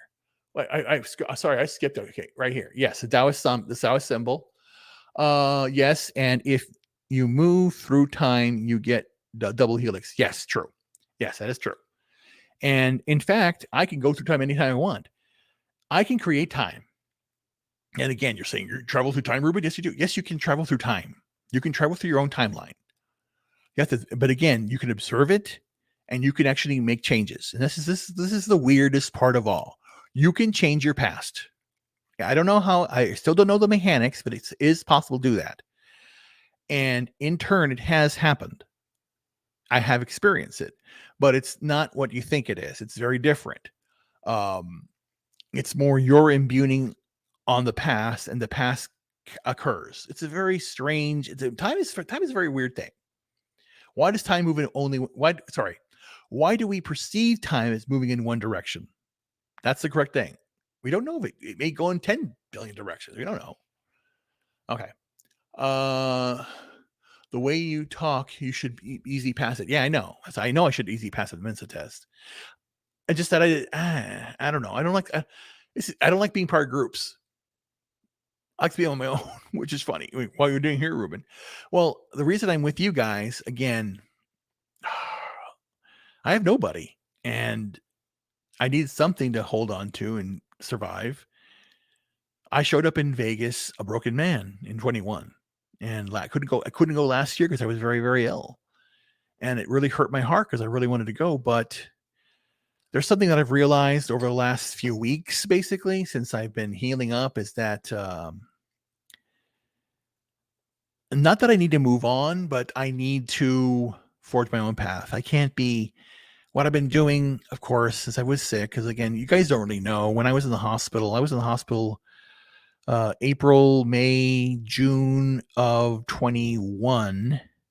And the only thing I had that kept me going was Nerderotic and Jeremy from Geeks and Gamers. Those are the only two things I watched with any regularity. And most of the time I read, but um, Gary, because of the shows he had, and I saw some of them, but the main one, but every week of myself in the hospital, I would read a lot, listen to music, but Friday was different because Friday was Friday Night Tights, and Friday Night Tights really saved my life. It really kept me going. I told them, but I don't know. Not a lot of people know how important it is to me. And it hurts when I don't want to watch it because I want to go out and have some fun.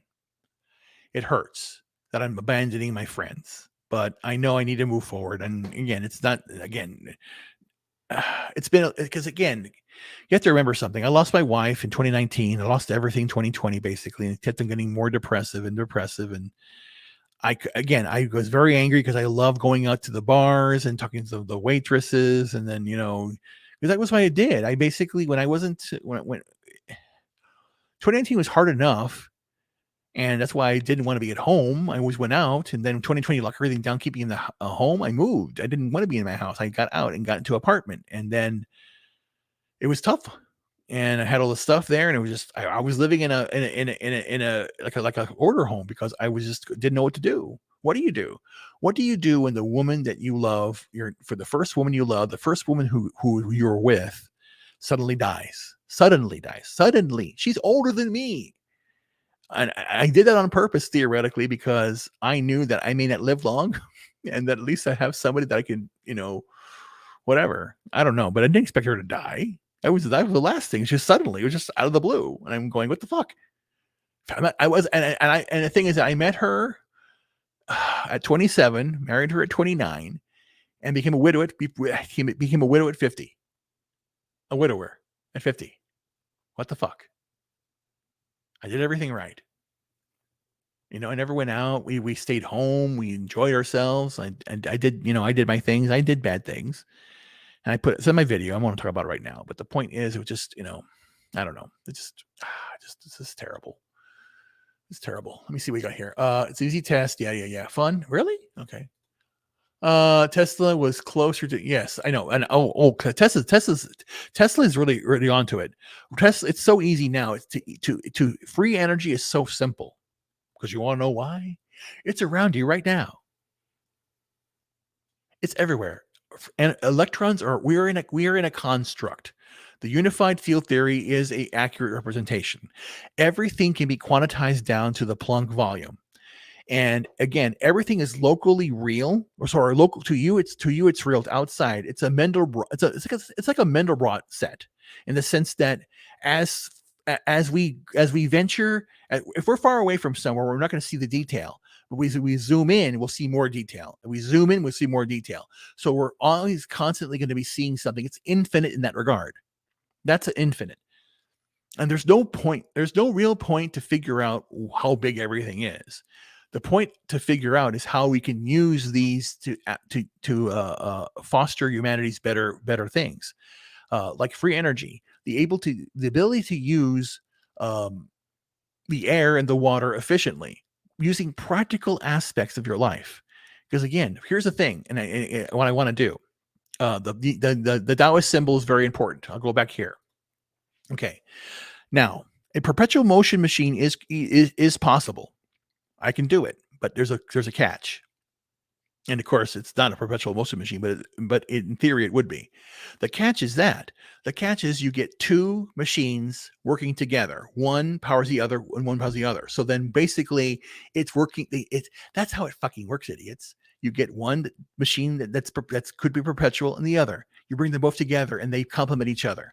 That's the simplest thing. It's not a perpetual machine, but what it is, it's creation. The idea that you can have to sustain perpetual machine when you have two working together. So I want to build that to show the difference. So that goes back to the simplification of what I'm saying here. You take man, you take woman, you put them together, you creation. That's what the universe is. And young bucks out there, you guys out there or girls out there, it's not fucking, it's not sex, it's making love. It was called that for a reason. Because for me, God is love. Love is God. If it's a simple thing like that, I'm not a religious man, but I know there are things outside that I do not know. But there's one thing that I truly know about the universe, all the beauty around us, all of it, and the world is grotesquely beautiful. It is terrifically beautiful. I use those terms for specifically. I love terrific. I love the word terrific. I've had a terrific life. I really have. Terrific, terrifying, terrific. Again, I use that word for a specific reason because I've had ups, downs. I nearly died a couple weeks ago. Maybe that's why I'm the way I am now, because it was the worst experience of my life and I nearly died. And it was just like, it's worse than you could imagine. And then to now have the chance to be alive again, of course, I'm going to take it. Let's see what we got here. Tesla, yeah, we know about that. Consciousness, Ruben, yes. Yeah, and consciousness too. That's the whole idea. My idea is I do have an idea that one of the main dimension that we're missing is consciousness. We have the point. Think about it. The point in line that's number one. Anywhere in the world. Think of a point. Boom, right there. Two, a line. It's just a line. And I do it that way, a line, because a line between 2 points between here, a point between here and here. Sorry, here and between this and this. Right here is a point. That's a line. But you can't see it because it's two-dimensional. Suckers. Now we've jumped to the realm of the third dimension. A third dimension. Now the third dimension would just be like the frozen moment in time. That's the third dimension. You can look at it. The fourth dimension is what we're doing. This is 4. It's life. It's moving. It's movement. The fifth dimension is every possible thing that I could be doing at this moment at the same time. That's the fifth dimension. It's every possible. And the way that I tend to look at the fifth dimension is pure light. It's everything that you could do at that moment. And that's as far as you can get visually for the fifth dimension. But I do know that the brain operates in 8 dimensions. So that's what I want to figure out. Because I've been doing that. I've been working on it's still late here. I have it here. Should I just show you now what I'm doing? Well, first, God, I'm jumping ahead. Sorry, guys. Let's read these super chats first. Super chats. I wish there were super chats. I wish there were super chats to get some money in, so I get some food. Anyway, boom, boom. New agers call this visions downloads. Yeah, it's true. But you know what? It was a download to me. It felt like a download because I could feel it here and I could feel it in my mouth, but mainly in the mouth. It was very, very odd. I sat there and suddenly started shaking, opened my mouth as wide as I could without I wasn't even conscious I was doing it, but I was conscious enough that my jaw started cracking. And when I do these, when this happens to me, my voice starts going down lower. Yes, it goes lower like this. It drops. My vocal cord dropped too, down. So weird. Yeah, like pieces of the puzzle. Yes. Okay, here we go. I passed the Mensa test. It tests processing speed, how fast you can process information. Test, blah blah blah blah blah. Yeah, I know. You shouldn't change the past. I know I shouldn't change, but it's too easy to. In a good way, not a bad way. That's interesting. I can't watch Nerd Erotic. his FOMO and sky. What he's all FOMO and sky's falling. Very simplistic. Yes, I get that. I do get that, and that's a thing. That's a thing. That's the bottom line. And again, I don't want to offend anybody, but I'll Logic's finest. I'll say this stuff with when he. Well, I agree with him. I watch the show because it's funny, makes you laugh. And it's built around the fact of calling out the shit. He's a commentator. That's what he does, and he's a good job at it. Do you need to watch the show? No. Or if it brings you joy, then watch. If you don't. But it is not essential to life. Say that. But what is essential to life to me is if I were to say I don't like Superman anymore, it sucks. Why don't you guys change it? I am not going to write a letter. No. What if they don't change Superman? I don't give a fuck. I'll create a better superhero and make a lot more money. I'll do an Era of July. See, that is what Gavin McInnes is talking about. Perfect. I did the analogy before. I like Superman for two reasons now. The first reason, of course, is I stand for truth, justice, the American way. And the second reason is because he had his fortress of solitude, which I love being by myself too, in a fortress of solitude. I want to be quiet. And if you ask another person who likes Superman like I do, and you ask me, hey, Ruben, what did you do with your life now that you like Superman? Well, truth versus the American way. So I love American politics. I'm involved in that aspect, trying to change policy. I have been a judge of election. I work in politics sometimes, but now I'm more concerned about the individual right. And again, it goes to the moniker of Superman being for truth, justice, and the American way. The American way being individual freedom. So that's why I like that. And the forces of solitude is because sometimes I like to keep myself quiet and grounded, but I am building things for the future of America. And it's a 55-year-old says. What the 50-year-old man says. Then you have the 55-year-old extreme Superman fan. They have all of the comic books. They have this and that. And what do you do for a living? I collect the Superman stuff. See, that's what I'm saying. You don't build anything. And that's what Gavin McInnes was talking about. And again, that's the whole idea. Yes, if you love your gaming, go. If you love to play games for 12 hours a day, please play games for 12 hours a day. But please tell me you're not doing something. You're doing something else than 12 games, 12 hours a day. That's the whole idea. And the thing is, I rewatched the show with Gavin McInnes 3 times. And Gavin McInnes was right at every moment. Now, he didn't say anything was wrong. He was misinformed on a few things, but he is right. The fact that the gamers that complained were the ones that were the worst to look at.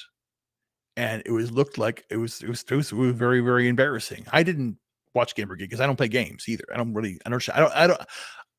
I never played games as a kid. I never did. I never played a computer game as a kid because I thought it was stupid. It's childish. And this is me at 12, 13 years old. They would always go to the arcade, and going, what the fuck are you doing in the arcade playing games? What are you playing games for? Why? What? This makes no sense. I don't get it. I do not get playing games. I like to go to the bookstore and I like to go and buy a puzzle. And that's what I like doing. A game? What the fuck are you doing in your life? Jesus Christ.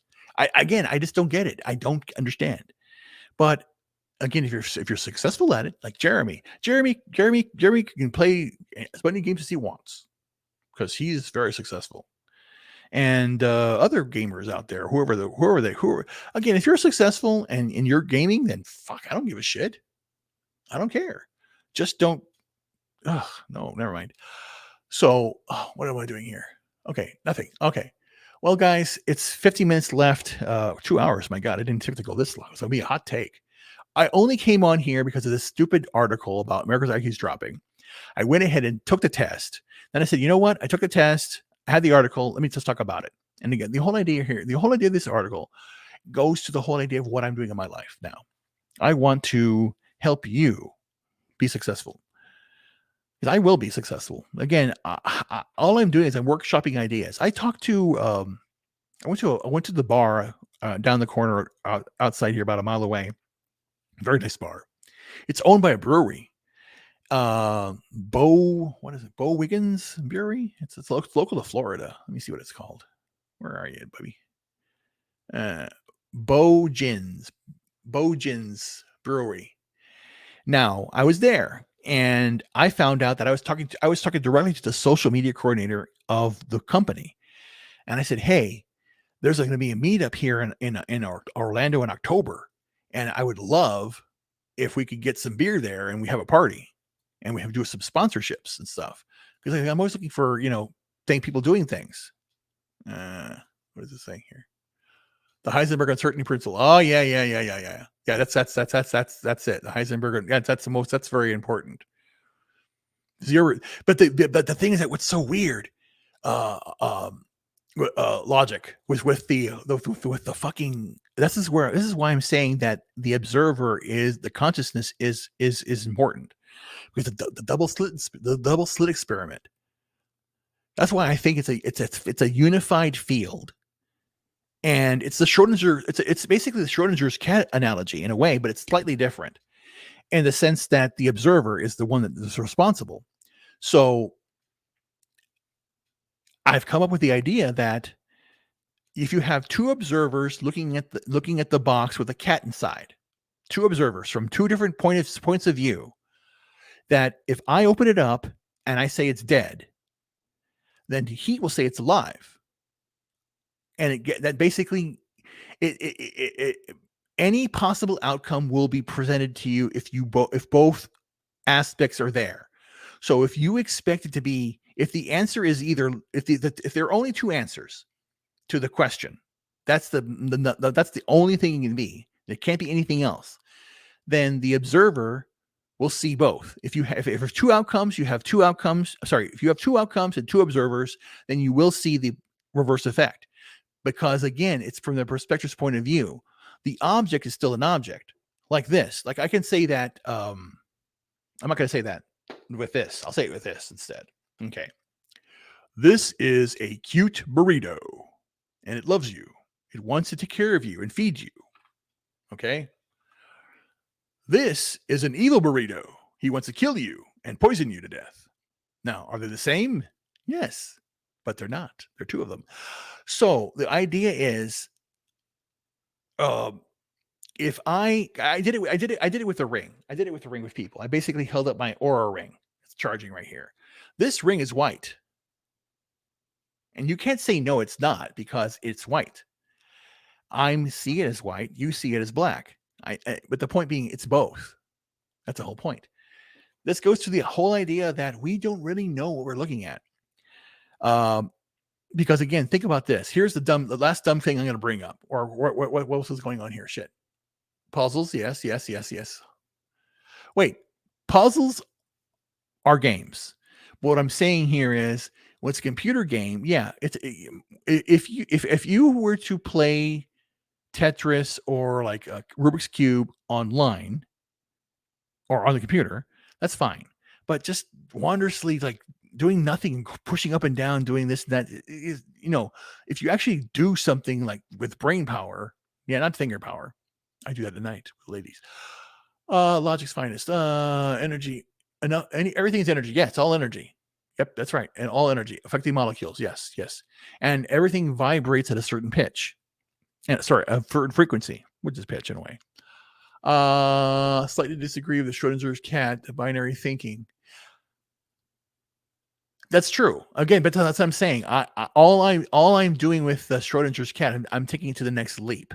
I'm basically I'm trying to figure out quantum, not quantum entanglement, but what's the right word to describe it? Other dimensions. Because again, when I look at an object, whenever I look at an object, I won't bring that object up here. When I look at anything, like my oh my god, my things, my little,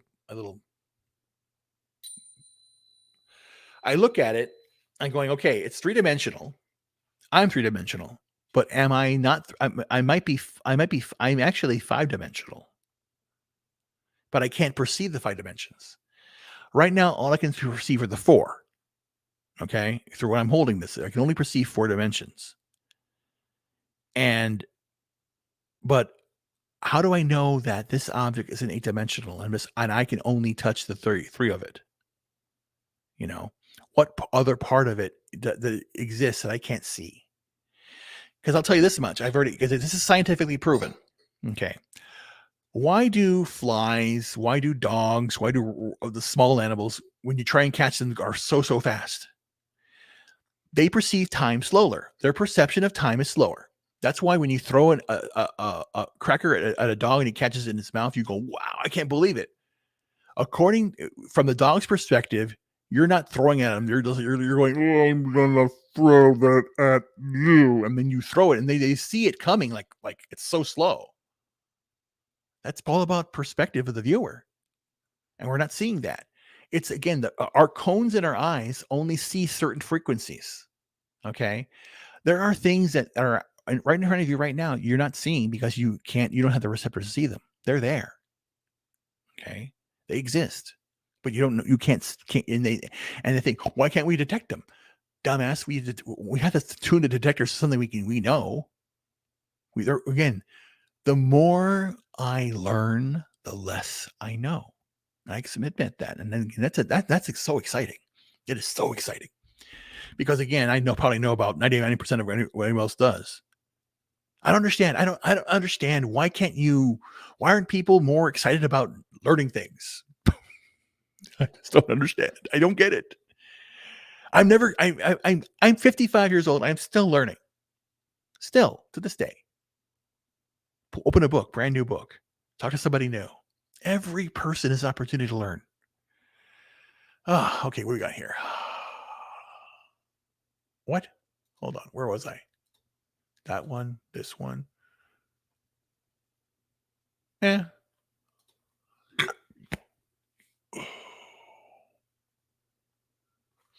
Yes, that's true. There you go. That's exactly that's my exact same point. There's a difference. But again, chess masters are masters at one thing, pattern recognition. They're not again, think of it this way. They did the test. Like they set up the board and then they said they set it up. What's the next move? Blah, blah, blah, blah. They got it. But if you did a randomization of all the stuff, put it in a random order that it wouldn't belong before, they would break the brain of a chess master. And that's the whole idea. The idea of a genius is not because they're special, because they can see patterns in different ways. And that's how it works. So again, there's just again, this is logic to me. What are you all talking about? It's like, oh my gosh, I don't get it. I don't get it. Well, that's why logic's finest. I think you're the best person here to understand that. Yeah, logic is gone out the door. I loved logic in college. I loved taking that class. It was one of my favorites because the teacher was a dick, but I loved debating him on logic. Yeah. I basically said, logically, why are Democrats idiots? And this is back in 92. Okay. So I really hated Democrats my entire life. I think they're all idiots. No, I name me one good Democrat besides John F. K. JFK. Name one good Democrat. One. Zell Miller? Maybe. Another one. Very, very, very few. Kelsey Gabbard? No, she's independent now. I don't know. Tulsi's a good girl. I like her. Yeah, I would. She's very hot. Yeah, she's hot. You know why Tulsi Gabbard's so hot? And like Kristi Noem, governor of South Dakota. Whew, she's a firecracker. She is again, women who are smart, intelligent leaders, business leaders are fucking hot. Yeah, the intelligent girls, to me, the smarter the girl, the more like fucking hot she is. I hate dumb idiots. If you don't, oh my god, I turned down a threesome with two morons because they're idiots. I couldn't see myself. If I took a picture of them, you'd think they're smart. I mean, sorry, they're pretty, but they're totally vapid. I went, oh my god, it's just dumbasses. I don't understand. I don't get it. I don't get it. Okay, where are we? Oh, hold on. What did I do? Screw up? Did I screw up somewhere?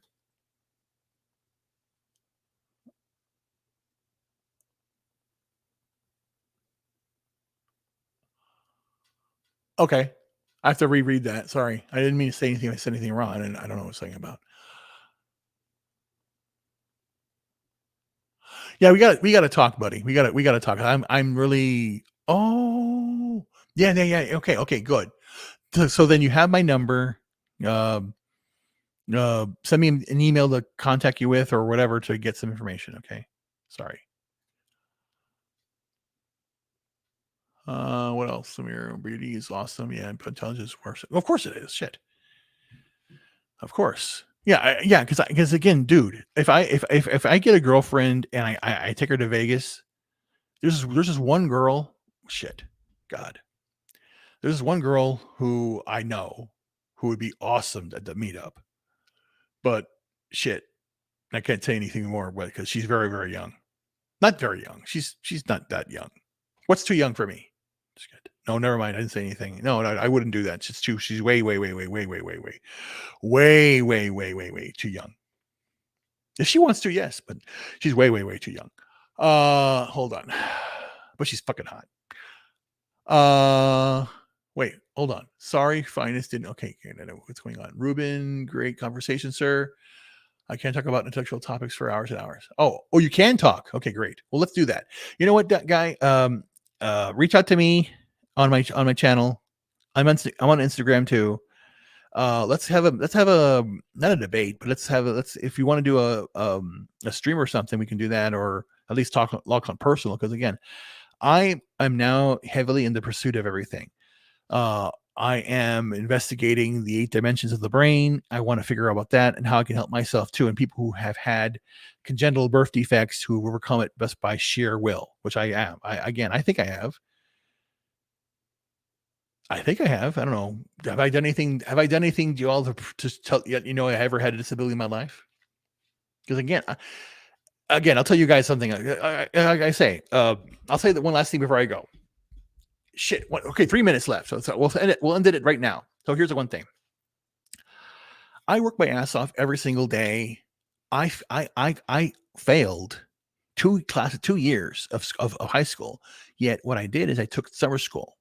I paid it out of my own pocket to go there because I wanted to graduate on time. So I had to catch up. So I took a full load of summer school for my sophomore year, my sophomore year, my junior year, and not senior year. Senior year? No, senior year was the end. Thank God.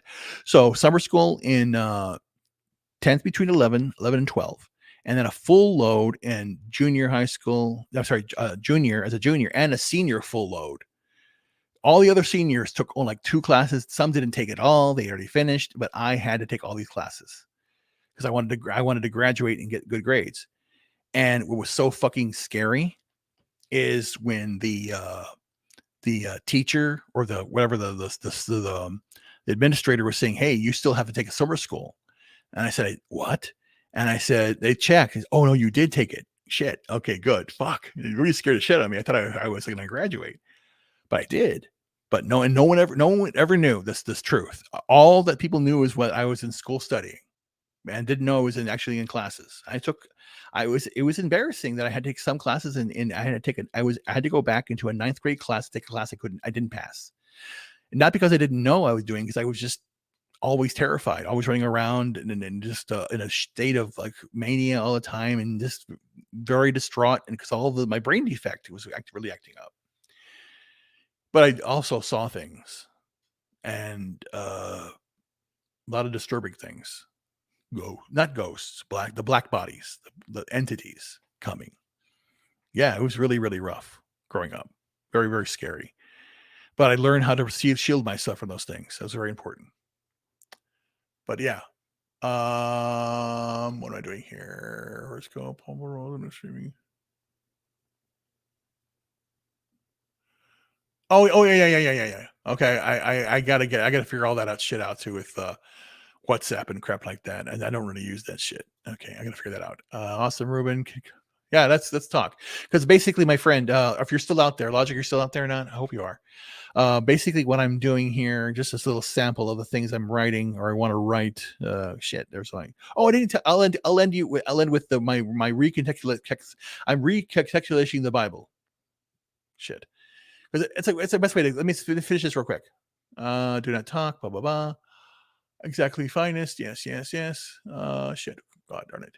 School of thought, esoteric. Yeah. My thought here is very controversial. My thought is that we have competing dynasties who, in their best interest, are keeping everything suppressed. It's not about Christ. It's not about this. It's about the truth. Or on the hermetical side, something that's older than that, from Atlantis and stuff like that. Very, very ancient, 40,000 years ago or more. That's the truth. And basically, what we're doing here is that we have right now we're in the Christian era, and that's the oppressor right now, the Pope. The Vatican. They're the oppressor right now. They're the ones that control everything. Opus Dei and all those bastards. I know I'm not an idiot. That's why I use my name, dumb motherfuckers. I know what's going on. Come at me, motherfuckers. I'm sick of this shit. Hold on. Let me see here. No, don't use WhatsApp. It's bad. Yeah, okay. I got rid of it a long time ago. Shit, I don't care. It's fear porn. Yep. Population control. That's the one thing it is. No. Because the truth is that your relationship with source, the universe, is personal. It's you. And it's all in the pineal gland going down and up. The sacred, the father, the mother, everything here is all this. It's all in the body. Yeah. Yes, that is true. The Christian era has, again, canceling and doxing and erasing things is not new. Just ask the Catholic Church and of course Islamic and Hebrew. They all have done it. They're a affront to humanity. They are. Not to say that it's the people are good, the entity is bad. It's the head. That's not the body. And hence the whole idea of the knife. To imbue yourself with being righteous. This is meant for me, not for anybody. This is meant for my own edification, to hold it as the warrior, to hold it, to know it's the path of knowledge going up, the path of knowledge, the doctor's knowledge and the double helix. Everything's here.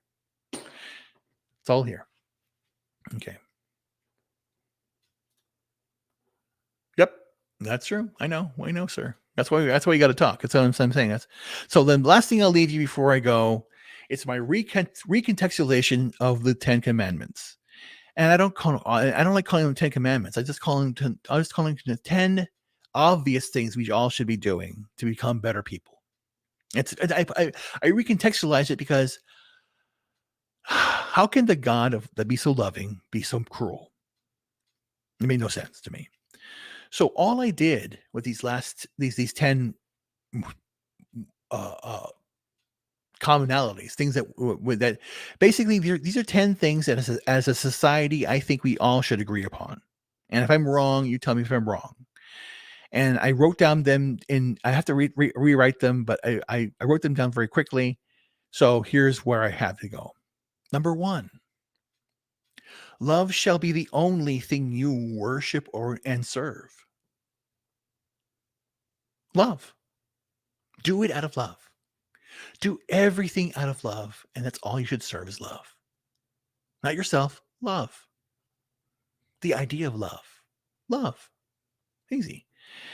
Number 2, love shall not be representative in any physical or abstract image. Now there, again, love is not money. Love is not art, a piece of art. Love is not a dress you want or a car you want.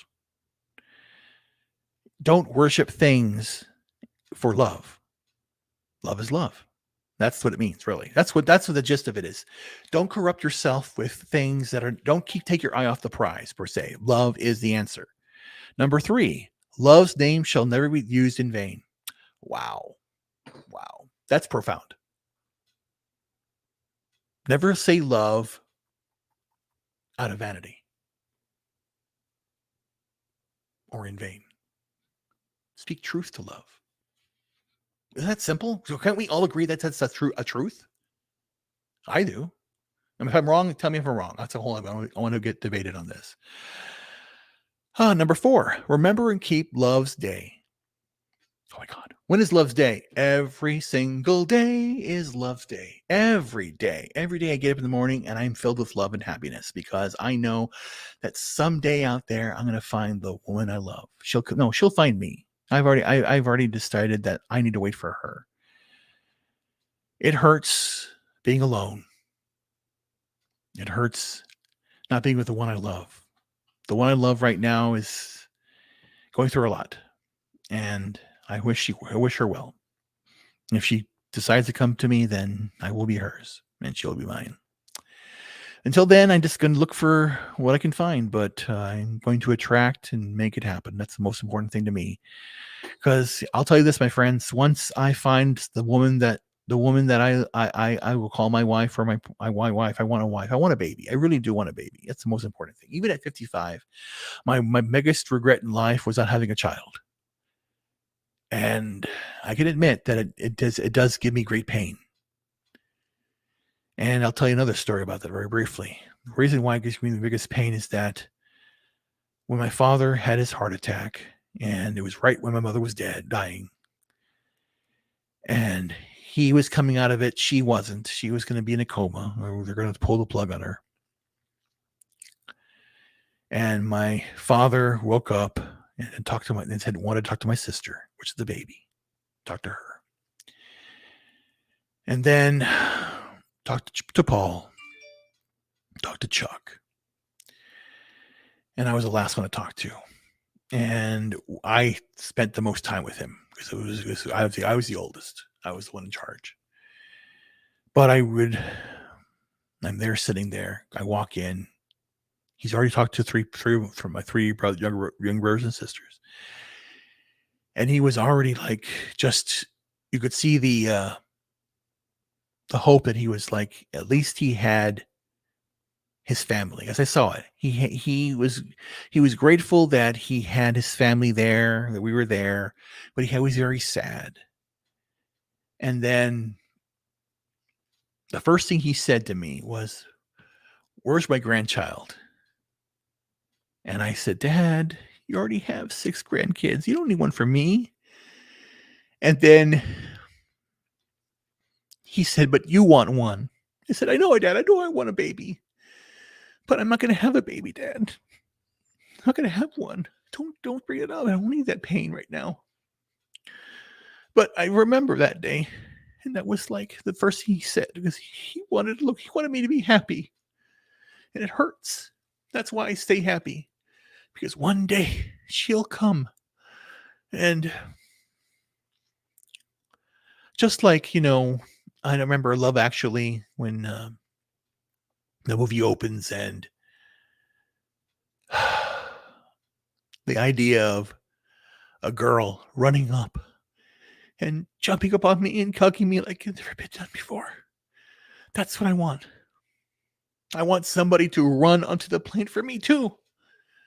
Because I've done the same. I've actually done that and failed. Oh, I've done a lot of things and failed. I'm the master of failure when it comes to love. Lots of good failures. Oh, I can tell you a story. I can tell you stories that'll make you. It'll be the worst. It'll be like it'll make love stories sound like a comedy. It's really bad. It's really, really, really, really, really funny stories of just like, really? Okay. It's just like, oh my God, that really happened? Yeah, it did happen. Really bad stories. And painful ones. Painful ones. Oof. Anyway. Let's go back to this thing. Okay, number 5. Honor your parents for those that have nurtured you in love. What? Honor your mother and father who have nurtured you in love. And I know that some people were nurtured, but Ben, that's metaphorical. You do have a father figure and a mother figure out there. I wish it was your real father and dad, but sometimes it's not. But you do have people who love you, and you have to accept the love that you give you. Number 6, you shall not murder love in any form. Oof. Yeah. Are you a murderer of love? Are you one that spreads fear? No, don't be one. Be happy. Be love. Number 7, you shall not commit acts of infidelity against love. You shall not commit acts of infidelity against love. That's smart. Number 8, you shall not steal love from others. Wow. If someone's in love, walk away. Number 9, you shall not bear false witness against love. Yeah. Don't lie. Don't lie. It's against love's command. Don't lie. Be true. The most important thing I can tell you guys, gentlemen out there, anybody listening right now, if you got to fess up right at the very beginning. And tell them why. And, be honest. If you basically, there's a deadline, I couldn't do this, I was scared, blah, blah, blah. Fess up and confess and tell them the reason why. It's, again, part of the human experience is making mistakes. And part of making mistakes is admitting them and learning from them, not repeating them. Jesus. And the last one, you shall not covet love and from others, but instead be celebrate and honor love that they have, which is true. If you are jealous of somebody or not jealous, that's the other thing. Envy and jealousy get all fucked up, confused. I hate that. Jealousy is all about insecurity. Envy is all about coveting. There's a difference. And if people don't get that, then my God, we really are far away. Shit. I don't get it. Jealousy is an aspect of insecurity.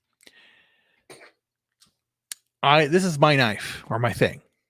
The fact that somebody took this from me and they're using it, I'm jealous that they're using it. I'm insecure. Okay. You're envious of me. This is mine. You want it. That's envy. Okay. Very simple. It's like, come on, guys. This is simple English. But what's really funny is they actually said in an article, in a video I saw just a few days ago, but words change over time. No, they fucking don't, but they do. Perfect word that's changed over time. It's the last thing I will say before I go to bed, because it's the most important one of all. Before I go, let me read this super chats to get out of here. Shit, I miss super chats. Why am I saying super chats all the time? I was like, what's the word super chats? Because again, there could be super chats per se. You could write a chat, I can read it, and you can send like $5 or 10, 50, 25. How about €1 or 7 euros? Just kidding. I don't know. How about some Nigerian dollars? Shit. You receive $1 million from Nigeria. Comes out to be 10 cents. Okay, fine. Jesus. Thanks. Let me go through these real quick. Shit. I'm already losing oh my God, I'm losing my time here. Fuck. Hold on. I really am back. Bad. Yeah. Yes. The esoteric schools were all knowledge. Yes. We lost a lot in the Library of Alexandria when it went away. Sad. Yes. That's the 3 Abrahamic religions. That's where we are under the Abrahamic rule. Yeah, controlling yourself is good. Control of control from others is bad. Vengeful wrath of God kills mass. Yeah, it's fear porn. Yeah, exactly. Karma is vengeance without hate. Yes, that's true. Yeah, bad juju. That's the thing I don't want to do. That's the one thing that happened 2 days ago. I was out eating, take my glasses off because I want the sunlight, just relaxing, and then some girl starts hitting on me, and I'm flirting back with her, and then suddenly I put my glasses on and going, "Ma'am, are you married?" And she goes, "Yes." What is it? What of it? I'm going, "Oh, sorry, too bad. I'm not going to touch you anymore." Shit, I didn't know. I wasn't paying attention. She's like throwing herself at me. But that's what I'm saying. If you're not satisfied in your marriage, then fix your marriage, dummy. Okay. There's always karma. Yep. Always karma.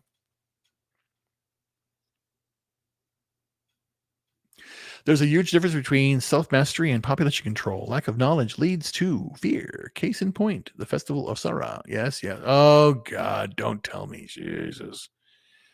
Yeah, but it's not about. It's oh my God. Yeah, you're right. Halloween is now a joke. Easter's a joke. Shit, everything's a joke. Nothing takes nothing seriously. Nothing taken seriously. Spring came. The spring came. And I love spring. I love the seasons. I love knowing them when it happened. The earth changes, the different cycles. What is it? The Mayanovich cycles? Or that's the truth. That's the Mayanovich cycles is the real reason why we are in a big change. But I really think it's also, I think the real reason is that we're in a cosmic storm that we don't know, because uh, temperatures around the solar system are affected, and the main factor, the reason that we're being affected greatly by these the storms that are causing weather issues, is the sun is in a diminishing cycle. It's in a minimum period right now for it does in cycles, but the minimum right now is extremely minimum, and it's causing issues with the Earth's magnetic field. And the North Pole is moving more rapidly than we could have ever predicted. So if it's moving faster than you predicted, and you're talking about environmentalism, you're fucking morons. It's about stewardship, not environment and population and pollution control. My God, I can go on so many on that thing. Would like to say da da da da da. Yes, lost. I know. Yes. Easter Sunday. Yes, knowledge. Yes. Yeah, English is Easter. Easter. Yeah, people don't know these things. It's funny. Knowledge is the wood, meaning is the connection of angles. Yes. What am I doing? What did I screw up? No, I just clicked it again. Yes. And yes. Okay. One last thing. Oh my God, that's Google. Don't go to Google anymore. Google sucks. Man, Google is retarded. And it's getting, I think we're heading to idiocracy here. Because I've basically said, can you play Mahler's Fourth Symphony for me? And it says playing now. Matt's somebody going, shit. What the fuck? Dude, Siri's gone retarded. Google's gone retarded. All this chat GPT is bullshit. On top of that, here's what I'll just do again. I'll put it out there. Let me grab my thing here. And it's right here. So to that effect, I have a Substack. And on the Substack, I'll put the link in the description. Now, come to my Substack, because what I'm going to do in the Substack, the reason this video is called Conjecture Hot Take, and it's basically this article. So what I'll start doing periodically is my Conjecture is my new channel, and I'm launching it very soon. I have articles right now, 2 on the Substack. One is about messages I'm hearing from the universe, which I'll read. Well, no, you read them. I'm shit. We're already 2 hours over. Read those at your leisure. And then my first of article about digital AI art and how it's going to affect people's brains from not from making the uncanny valley the smaller window. So we'll start to recognize patterns on things that don't look human as normal, which is not good, because then we won't differentiate danger from not. It's just very, very weird. So there's something going on. I have to figure it out. What's really going up? I'm not sure, but that's my Substack here. I have articles out there, and I'm going to be trying doing more. But the whole idea here is that I have a lot of books to write. I have all the paperwork. I have to get it done. I have music I need to be written out. Oh my God, you haven't even seen this. Oh shit. This is how bad I've been. Shit. I'll just show it to you right now. You're the first people ever to see this. Ever. Ow. These are CDs. These are CDs of my recordings. These are me recording. These are my works, my music. This is some of my music. And these are hours long. And I'll tell you what I have here. And just very briefly, the last thing I'll do. And again, these are still ideas, but they're fully written out. I just have to transcribe them into music and get it performed. So right here, I have my Suite Number 2, written in 1999, and I have my Piano Concerto, Opus 6, right here, and it's right in here. Let me see. Is this one? Where am I? I'm missing one. 001. Wait, hold on. Now I'm getting confused. Hold on. Where's 001?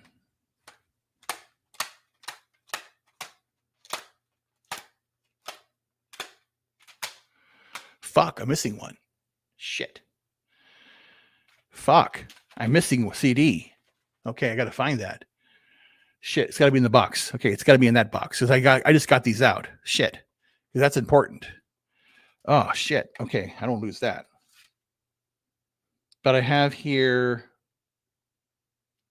Yeah, I'm missing something here. I think.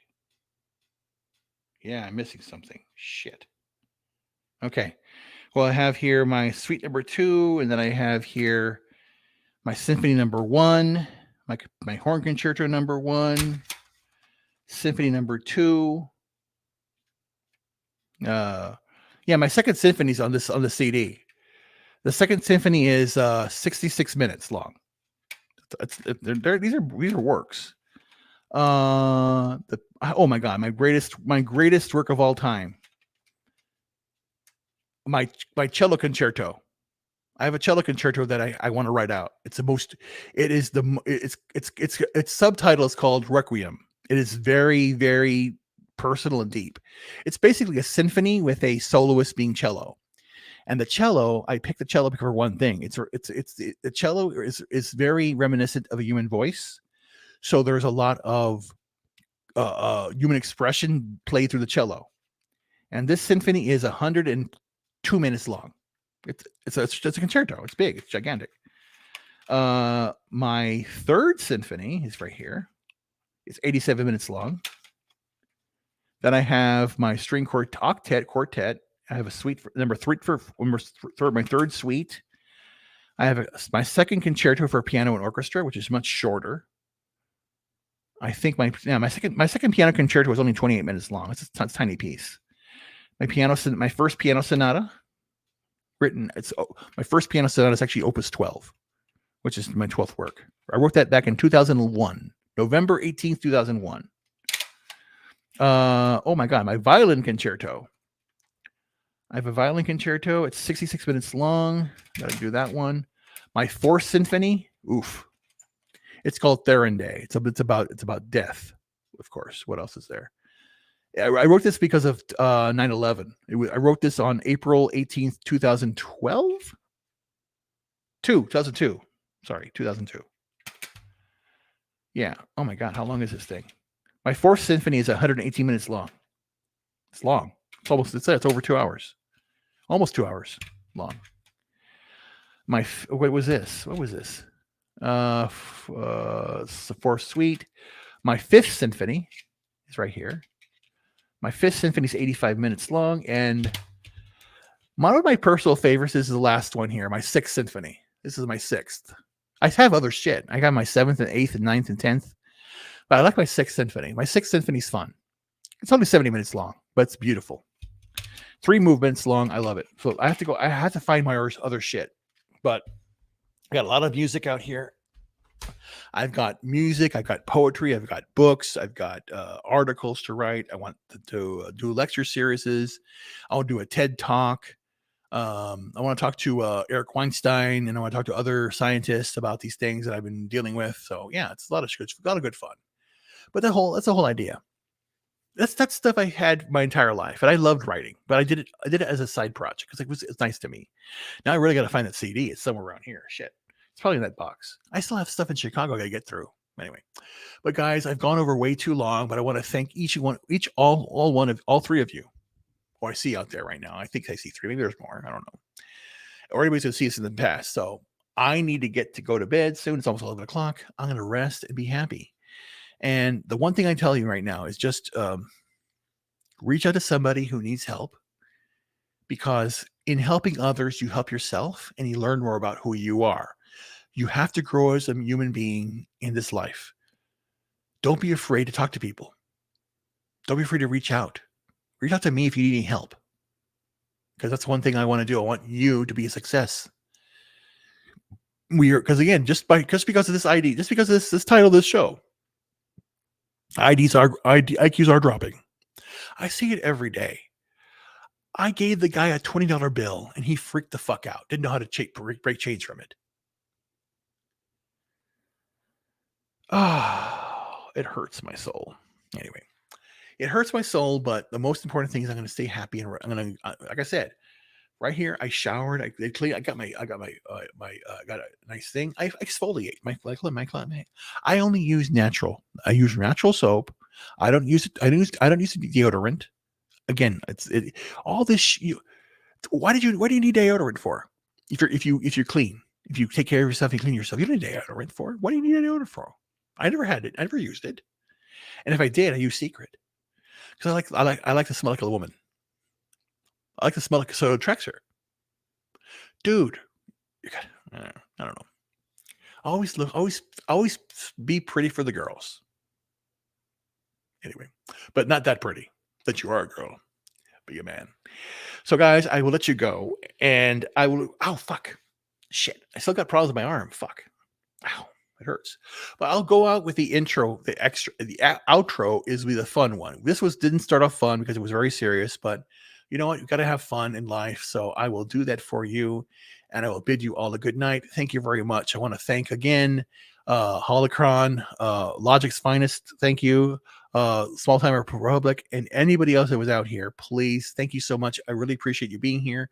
Go right now to see. I think Comics Divisions is on now. I'm not sure, but I'll check that out. But anyway, have a wonderful day. We'll talk to you all soon, and I'll give you a little outro here, and we'll say good night. Talk to you guys later. Bye.